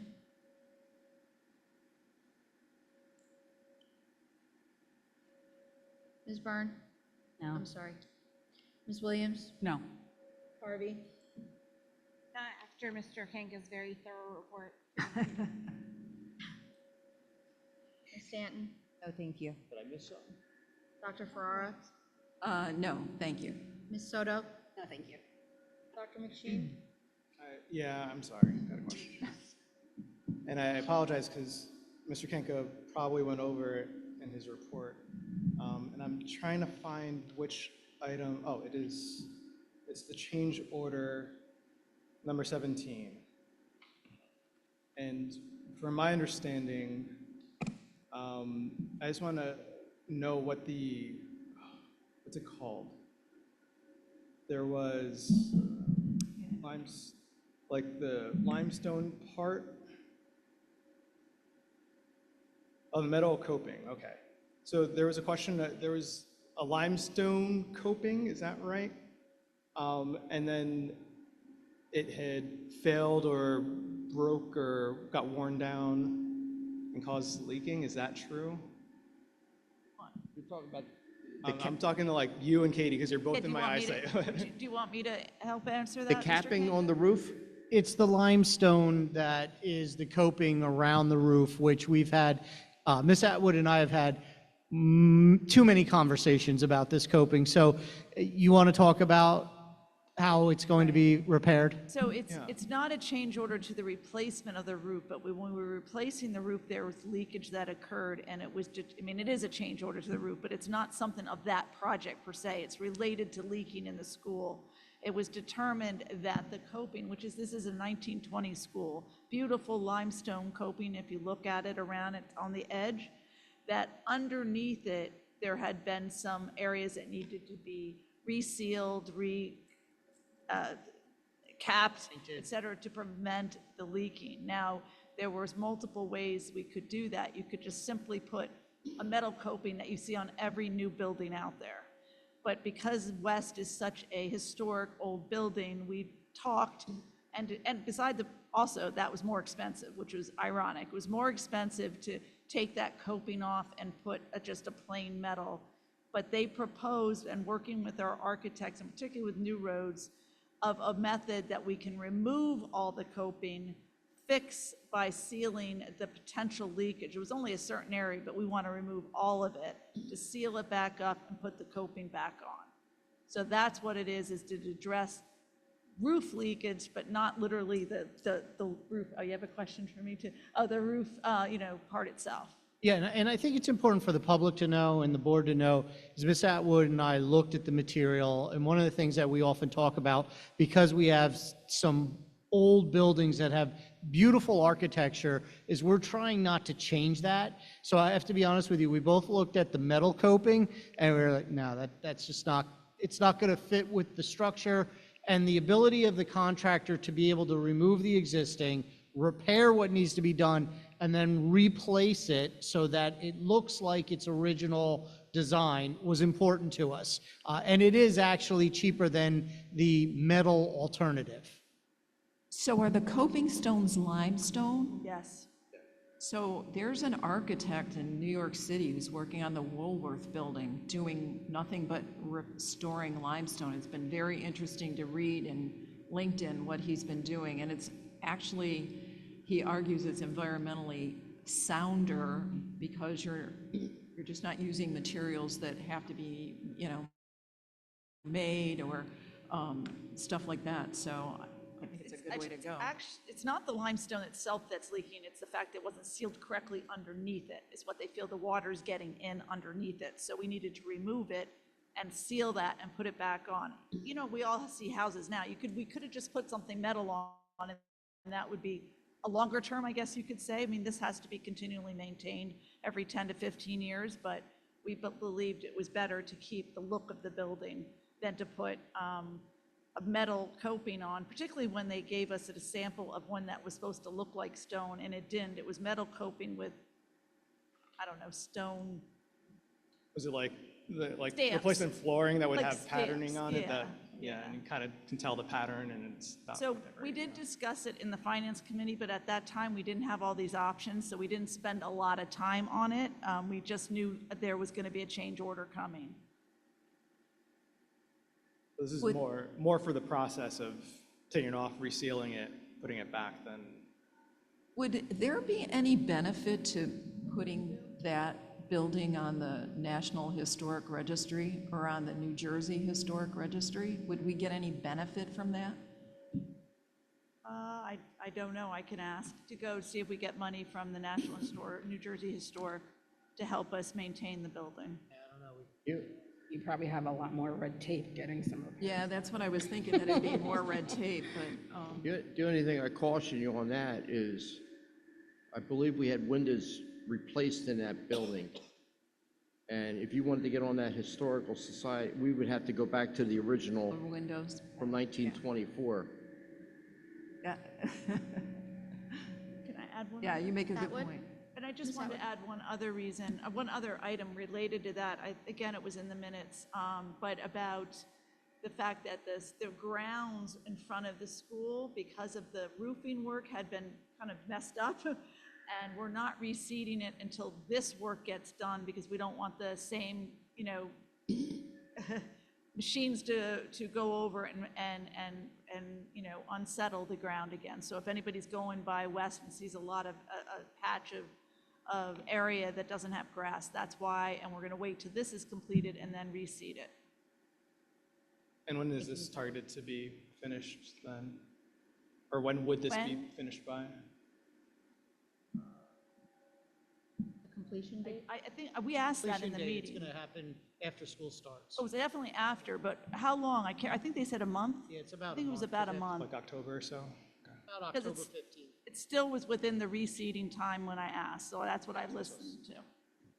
All right, thank you. Do we have any other questions on finance and operation? No? Seeing none? Roll call? Ms. Williams? Yes? Ms. Byrne? Abstain 18, yes to the rest. 18, you said? Yes. Dr. Farrar? Yes. Ms. Harvey? Yes. Mr. Kanka? Yes? Dr. McSheen? Yes. Ms. Soto? Yes. Ms. Stanton? Yes. Ms. Thornton? Yes. Motion's passed. Ms. Soto, can you take us through personnel agenda items, please? Sure. On behalf of the recommendation of the superintendent, I move items 1 through 16 and walk on motion number 17. Second. We'll start with any questions in regards to personnel items. Dr. McSheen? Yes, one question on the daily substitutes and leave replacements, which is item number 5. I believe it's item number 5. Yeah. Just pull this up real quick.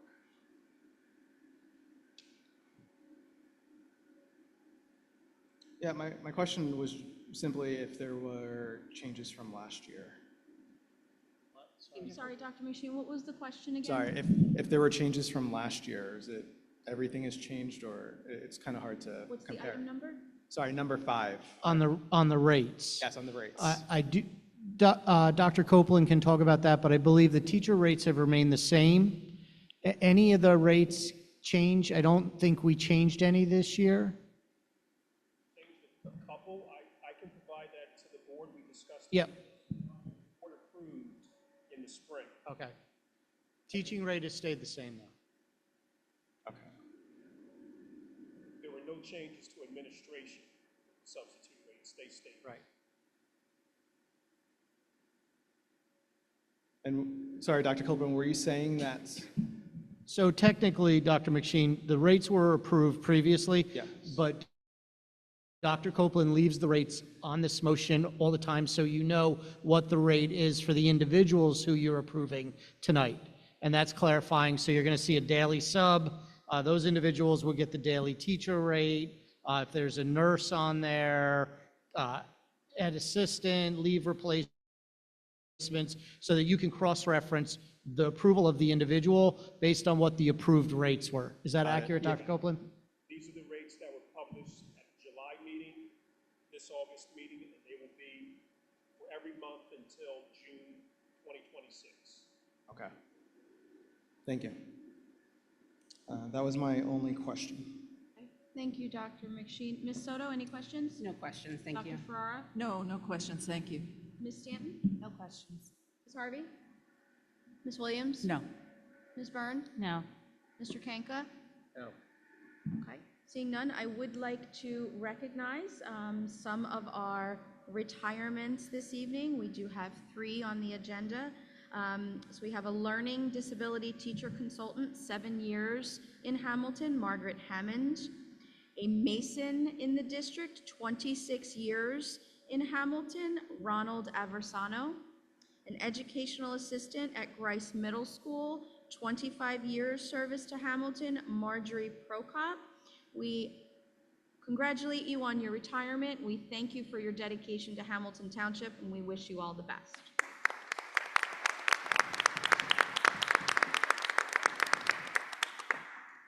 Ms. Atwood, can you take us through roll call? Yes, Ms. Williams? Yes. Byrne? Yes. Dr. Farrar? Yes. Harvey? I vote yes to all except I abstain on number 4B, line 14. Katanka? Yes. Dr. McSheen? I abstain on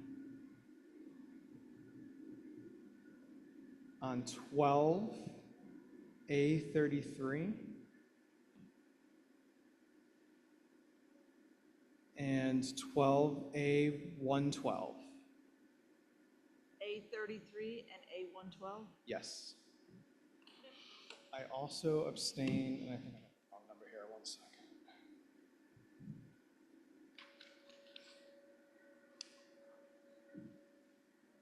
I abstain on 9B,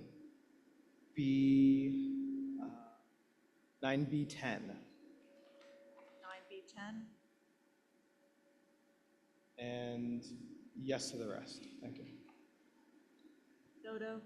Yes. Stanton? I have to abstain from number 16, line 102, and yes to the rest. Ms. Thornton? Yes. Motion's passed. Thank you. So now we're going to move on to hearing of the public on school-related matters. Again, please remember when you come up to the microphone, please state your name and your address if you choose to do so, and you have 4 minutes. So I'm going to start with Tony DeStefano. Now, I believe he's out in the hallway. Mr. DeStefano? You've been here all evening. I wasn't going to miss it. You were out in the hallway. I didn't want you to miss your opportunity.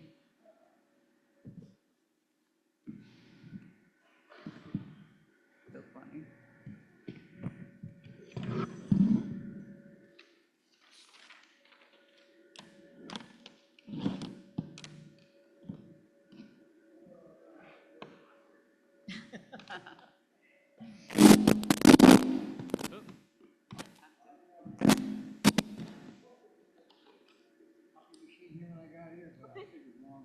But we can make. That's okay. I can make sure that you want the board members to receive that. Okay. Okay. Okay. Not a problem. I'll make sure everyone gets a copy of that. All right, good evening, everybody, and thank you for serving. Thank you. I know what a experience it was when I served on the zoning board for 12 years. So a lot of sacrifice. Now I volunteer at the animal shelter. But anyhow, I heard your opening comments, Dr. Rocco. You be closer to the mic. Okay, I heard your opening comments. You mentioned about the air conditioning systems. Yeah, I've been before you probably 4 or 5 years ago. Same situation, leaving air conditioning on 24/7, and that was taken care of. Now, today I was lucky enough to meet up with one of the maintenance guys. His name was Jarvis.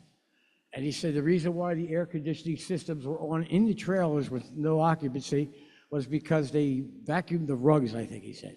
I said, well, that's okay. I can accept that.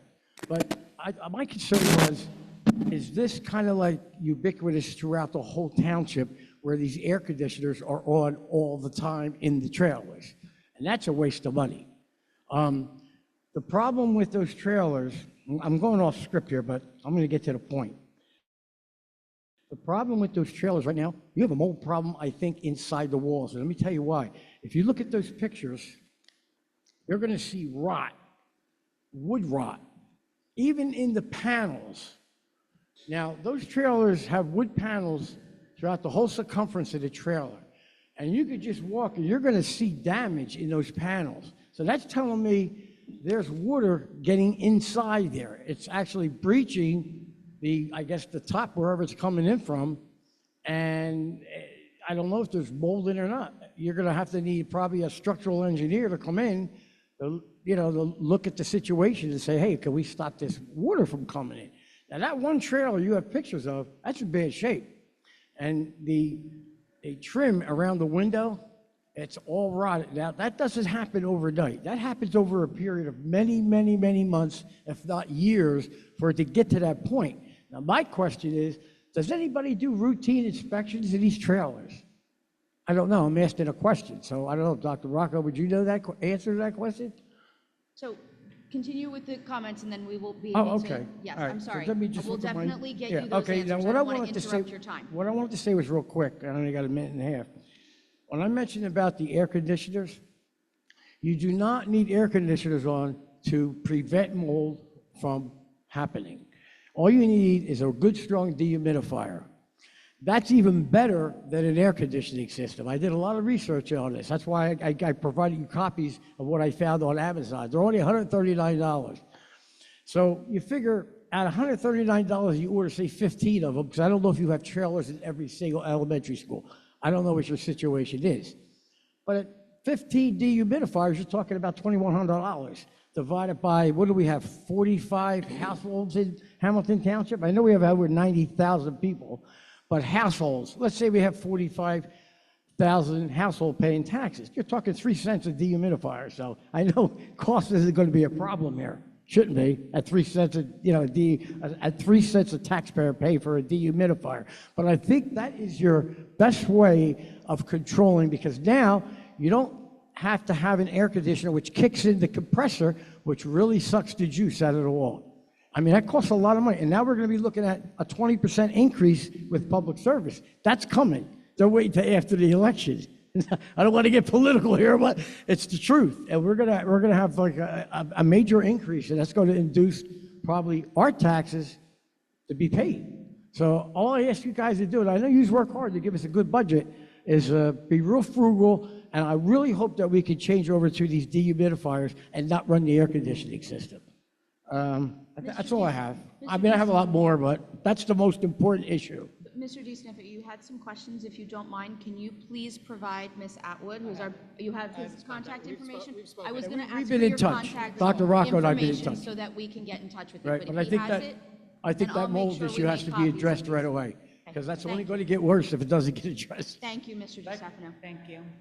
Madam President, do we have a location that he was referencing? Yes, I'll pass these all around. Okay, Janice Glonick?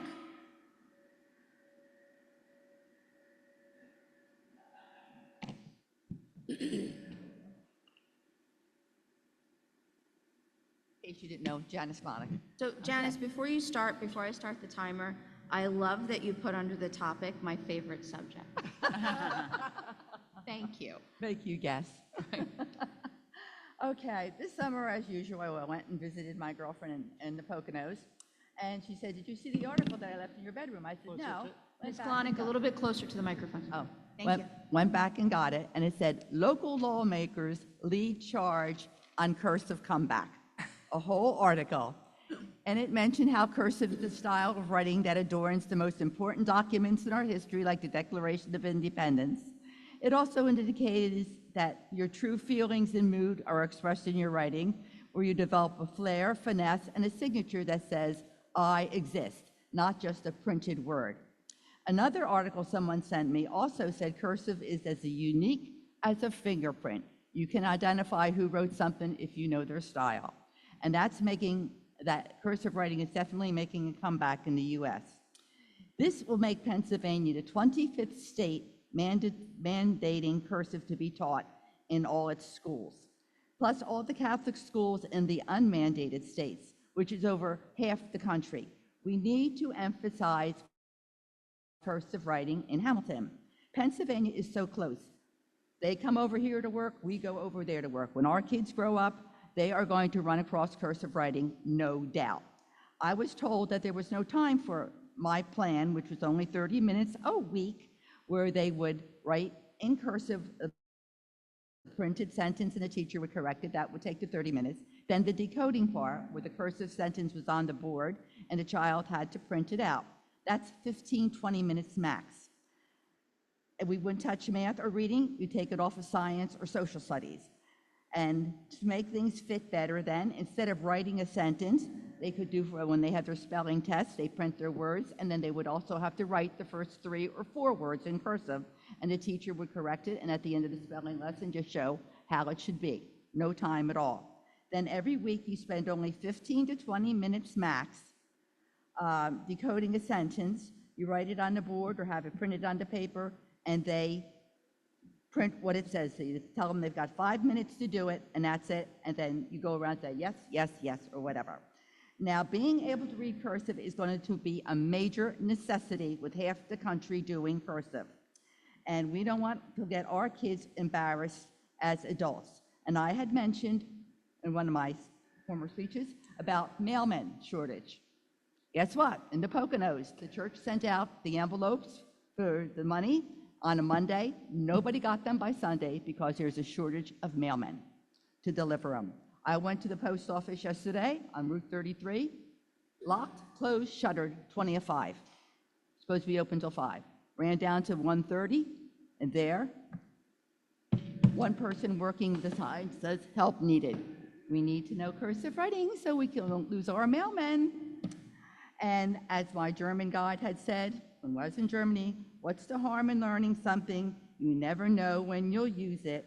And believe me, every single person, the way the country is going now, bringing cursive back, is going to come across cursive, and we want them to be able to say in their job, oh yeah, I can read this, instead of, oh no, I can't, and be embarrassed. We want them to say, no, Hamilton taught me, and I can read any cursive, and that's what we need.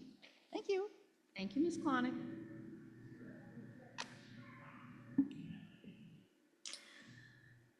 Lisa Lankowski.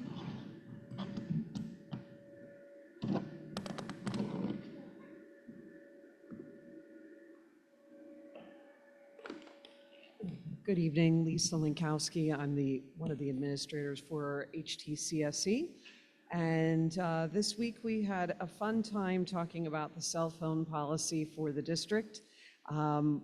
We shared the infographic, and it so far has 127,000 views. In our 10 years of doing our posting about everything in the district, this is by far the most attention that we have gotten. This has really, really attracted a lot of attention on both sides. I just wanted to talk about a few things dealing with this. According to the Anxious Generation, statistics show that a significant and rapid increase in anxiety and depression among adolescents and young adults beginning in the early 2010s, with rates rising from around 5 to 10% to potentially double that by 2020. Notably, emergency department visits for self-harm has tripled for young girls aged 10 to 14 between 2010 and 2020. And the suicide rate for this group rose by 167% in this same period. The increased prevalence of mood disorders, self-harm, and suicide among Gen Z is often linked to widespread smartphone adoption and the corresponding shift from a play-based childhood to a phone-based one. There's a whole argument here about, is this the parents' responsibility or is it the school's responsibility? And I will argue that one day we will look back at phones being in schools like we do about smoking in hospitals, which my mom smoked in a hospital. Literally fell asleep while she was talking on the phone to my father, and he knew she had a cigarette lit, and she was on morphine, and he had to call the hospital because she had fallen asleep on the call. And sure enough, the cigarette was burning on her blanket. And why do I talk about that? Because the look of horrified faces that just are looking back at me, that's how we're going to look at cell phone usage with kids being able to proctor and monitor all this when their brains are not fully developed until they're 25. My question to the board tonight is, how many students had their phones confiscated in 2024? Were any students given any ISAP or OSS? Are there reports on these numbers similar to HIB that the board can provide monthly going going forward to show that these policies are indeed being enforced. Last year, there were fights that were shared online, and there was actually a member of our district, a staff member, that shared that video.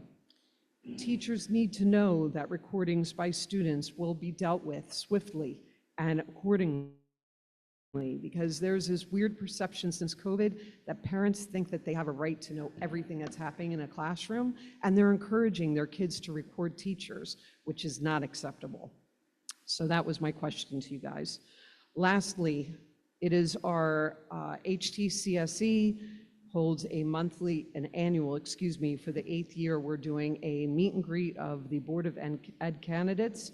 There are 6 candidates running, 3 open seats in the fall, and this will be held on October 9th at 7 p.m. in the Hamilton Township Library, and we are very excited to be with the HTEA once again on this, and they'll be providing refreshments. We know the way to get people out is always with food, and we want to wish all the administrative staff, students, Board of Ed, an amazing and, most importantly, safe school year. Thank you. Thank you. John Muka?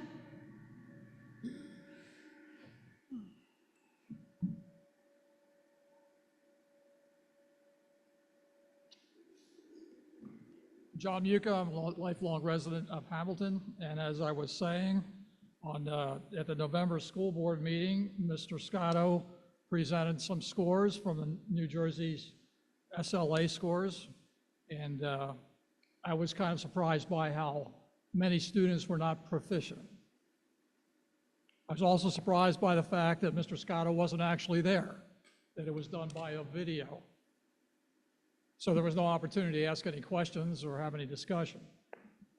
I would have expected that somebody on the board would have said, if Mr. Scotto can't be here tonight, we should do it at the next meeting. But unfortunately, that didn't happen. So in March of this year, reading the NewJersey.com as I do, I found out that the scores were now available online. So I assume Mr. Scotto knew these scores in detail in November, but I don't know. At that point, I made a copy of the scores showing all of our schools. I sent them to all members of the school board.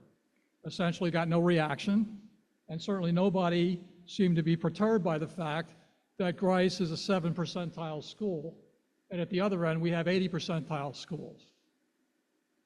Now, from my background, that's an interesting problem to try to deal with. So how can we do so good in one situation and so poorly in the other? There was no discussion on that. In June, I presented this chart at the board meeting here and sent copies to everybody, and there's still no meaningful reaction to that. So I continued to look into things, looked at our Yardville school scores in detail, and it's our best school. And in our best school, grade 3, 48% of the students are not proficient at grade level. At grade 4, 35%, and at grade 5, 42% in English language arts. And in math, at our best school, grade 3, 36 are not proficient, 45% are not proficient in grade 4, and in grade 5, more than half of the students are not proficient. So I think we have a problem. That's our best school, and that rated at 80 percentile in New Jersey. So I also compared it to Grice. And of course, the scores are not that good at Grice. And in fact, I'll just point out that grade 8, according to the 2024 testing, only 7.4% of the students were proficient at grade level at Grice. So this is a disturbing thing. I think that it should be investigated. I think that the president of the school board, along with the superintendent, should be making this a regular agenda item so that we can have discussions about what to do about it. We have to pay attention to these scores because they're about the skills. So if I was running a driver's ed school and only 6%, 7% of my students passed their driver's test, I know I have a problem. I have to do something about that. And even so, with only 30% of the students not being proficient, that's still a big problem. Now, I just had a couple looking at the house across the street from mine past weekend, and I happened to be outside, and my son-in-law gestured them to come over and talk to me as a long-term resident. What was their first question? How are the schools in Hamilton? And I said, well, I have to be honest with you, there's a lot of good reasons to live in Hamilton. Right now, schools is not particularly one of the better reasons. And I'm sorry to have to say that to people. But that doesn't mean it's all over. We have great people, we have great teachers. And by the way, the Pace Charter School, which has a characteristic population very similar to Grice, they're at an 80th percentile. So there's some way to do that. We need to learn to teach all the students, no matter what their background is, and help them all succeed, and not take time to avoid looking at the reality of some of these situations. Thank you very much. Thank you, Mr. Muka. Patty Adonisio.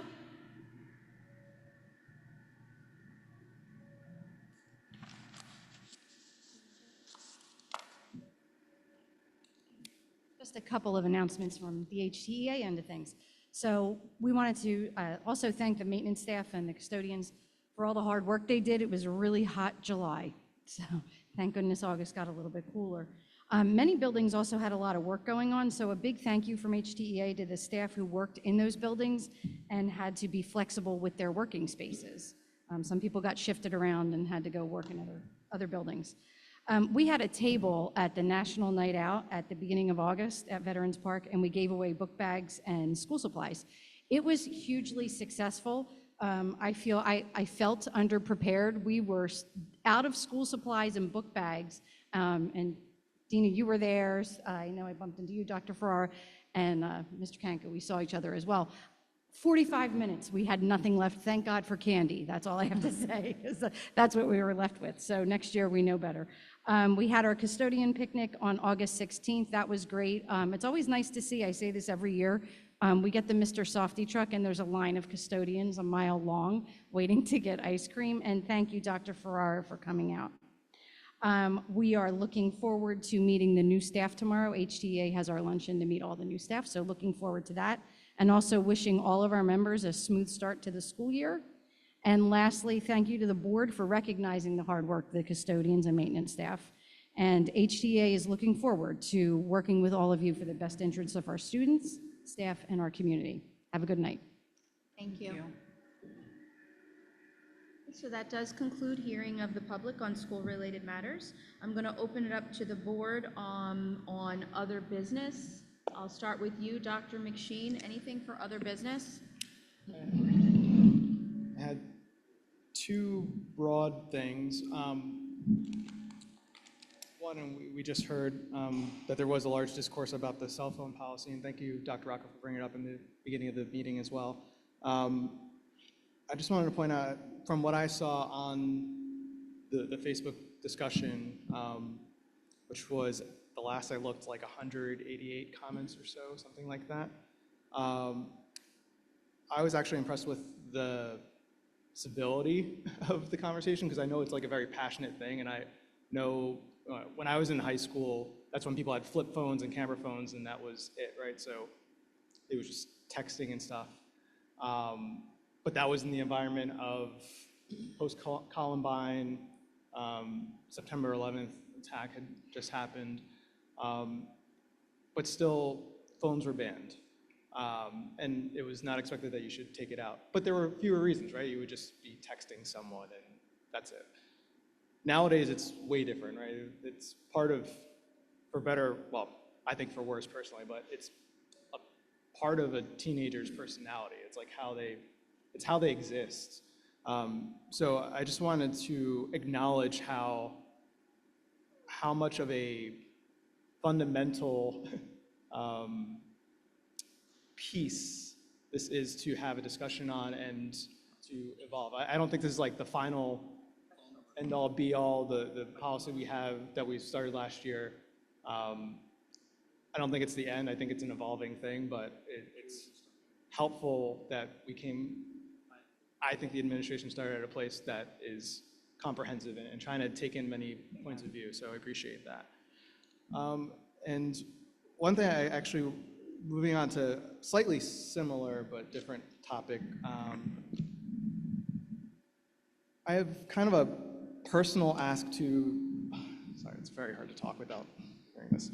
I have a personal I guess, ask to the policy committee and the technology group, of which I'm happy to be part of that if so needed.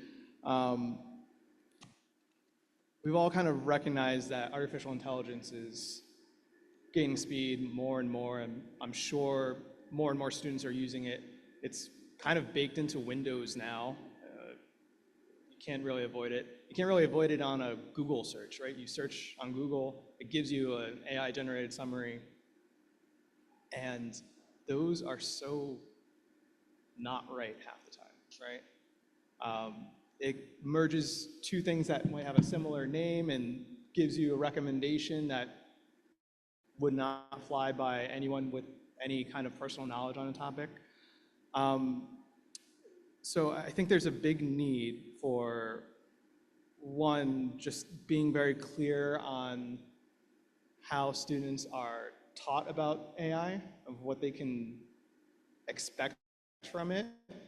Like, it's good uses, it's worse uses, because it's a tool that, I know I'm using in the private sector, and I know it's been something that's kind of hammered on us. It's something that clients are asking for. They want us to use AI, but no one knows what it means. And the hard part is that it's very easy to use it in a way that is horribly wrong. Not only wrong in the sense of it can be inaccurate, but there are severe data challenges, which is kind of going to the second part of this, of making sure that our information is kept safely, because there's an it's so easy to accidentally be putting stuff into an AI engine without even knowing it. So there's a big reason for us to just have a very clear, and I know Mr. Boyle's aware of this too, so I'm happy to discuss with him more, but make sure our students' names are safe, any personal information as much as possible is firewalled or in whichever ways that it can be, as well as teachers, right? And make sure our teaching staff is just aware, because it's going so fast, and I would like to say I'm technologically inclined, and it's still, there's stuff I don't get about it. And not to be afraid of technology, but the best way we can equip our students is to teach them how to be safe. Because I know when I was in school, when I know Ms. Stanton was in school, maybe some others here, we could see technology progress in a way that, I understood what not to put on a social media profile. But now that's students' lives, right? That's what they are. That's what their personality is. And they don't have that distinction. Now my kid says, hey, Alexa, play Golden by Huntrix, right? And she just says it out loud. And that's what the internet is to them. It's just surrounded. It's a world that is encompassing them, and it's just in everything they do. So I think it's really important for us just to keep that in mind, that all of us here knew the world before everything was online, and now every single thing is online, and it's just important. And really going to the fact, like, the quality of AI, and I mean generative AI. So when you use artificial intelligence to make something, right? Usually through a prompt or giving it a bunch of documents and say, hey, make this report based on this these 10,000 pages. I don't know if you've seen the latest generation of art and videos that you can make with artificial intelligence. If you're not looking for like a shadow to be slightly off or a texture to be slightly wrong, they are frighteningly convincing. And that's just something that is terrifying, but it's our real world, and it's here today, right? And there's going to be a point where there's a video that's wrong. It's going to set off, knock on wood, not anything super or incredibly, I'll just say like violent or disruptive. But a lot of people are going to be confused, and I think we all see things on social media every day that are created by AI that might not be right, and we don't think about it, or it just doesn't really connect that it's not true or not real. So I just want to make sure we have that in our scopes, and it's going to evolve fast, and we just need to be on top of it. So that's it for me. Thank you. Just to piggyback off of what Dr. McSheen was talking about, so I'm in the healthcare sector, and on the opposite end, we are very much anti-AI because of the privacy risks associated with it. It is moving so fast, and the controls are just not there yet. So I think, additional work around cybersecurity always helpful. The other thing I did want to mention regarding the cell phone policy just came up. Ms. Lankowski referenced some data from the anxious generation. And so anybody, whatever side you are on this topic, I highly recommend you read this book. It's eye-opening, it's quite terrifying, and I wish it had been around, 10, 15 years ago. My children never would have touched a cell phone. Thank you, Ms. Soto. Dr. Ferrara? So the premise of the anxious generation is that parents used to let kids go outside and play freely and not oversee them, and that they had a wonderful time playing.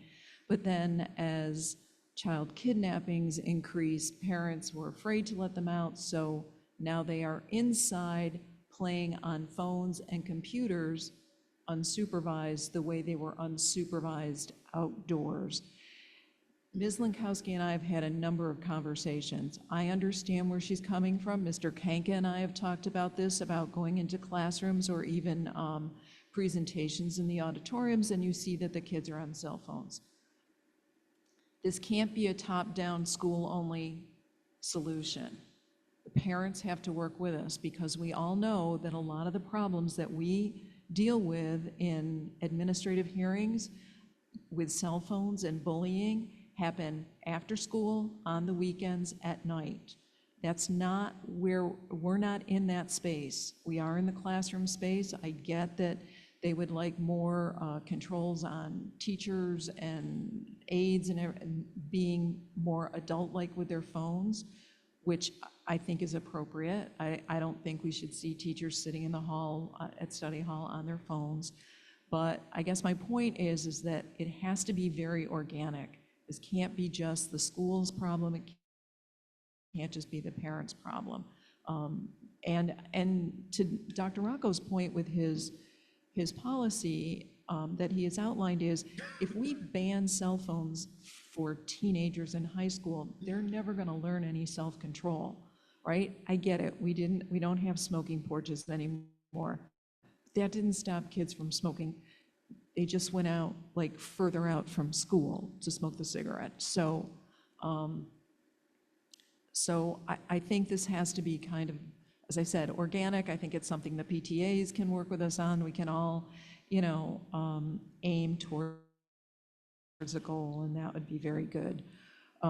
Again, about test scores, I think we've talked a number of times about how every child in this district is tested, no matter if they went 6 years in another district, came to this district and tested in our district. It doesn't mean what they tested on was what they learned here. It was what they learned someplace else.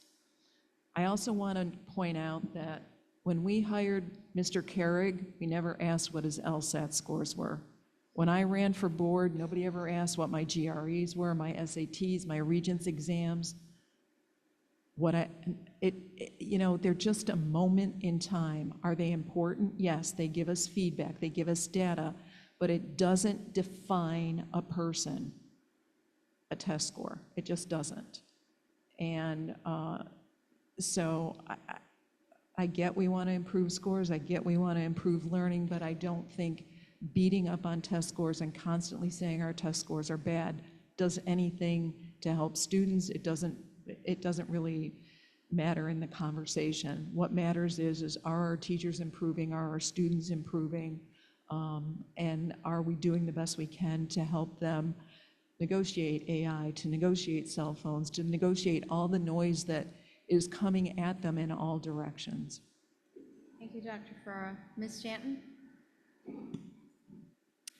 Thank you so much to all of my colleagues regarding that topic. I do think it's something that's important, and I am grateful that we're continuing to work with families so that our students can have their cell phones when appropriate, and work with our teachers to keep them away so that our students can learn. I just wanted to send everyone out again with one more good luck for the first day of school, and please encourage your students to be kind, because as we know, the academics are important. Being there and being part of the school experience is important, but truly being kind to the other students is the best impression for the first day. Thank you. Thank you, Ms. Stanton. Ms. Harvey?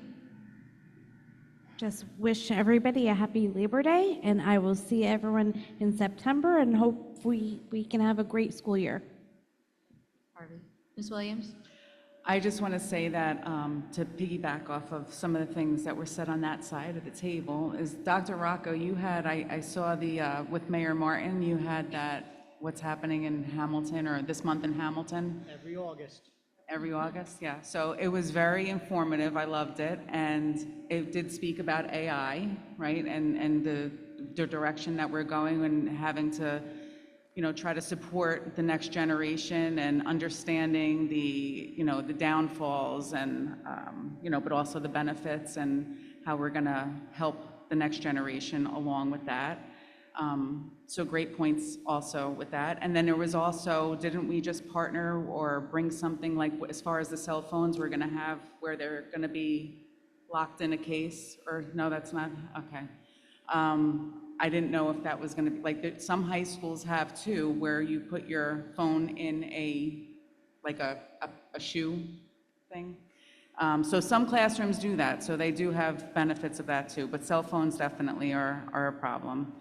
I just also wanted to say that for the sake of the school year, the new school year, with our teachers and our students and our families, I definitely want to encourage our families to please, please, please sign up for the newsletters, make sure that you're getting, updated information on your phone, your telephone number, so that you're getting the robocalls and all of the information that's coming home about your child's school. I encourage big time, if you're not involved in your PTA, to get involved in your PTA. As much as you can, get involved in your child's education. Build a partnership with the teachers at the school. Let them know who you are, and that you're partnering with them in your child's education, because that does go a long way. It is a partnership. And it also encourages your child to want to do better in school also, when they see that you're involved each and every day. So try to do your best. I know we're all busy, but try to do your best to build that relationship with their teachers. In Power School, you'll see that your child's classroom, they have, if you have multiple teachers, if you're in the middle school or high school level, you can email each of the teachers. I know as a parent, I have had 5 of my children come through the Hamilton Township School District.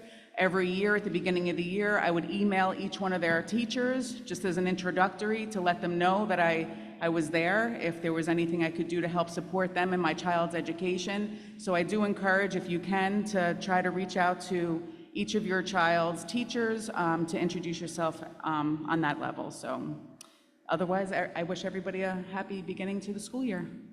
Thank you, Ms. Williams. Ms. Byrne? I just wish everybody a happy, healthy, safe rest of the summer.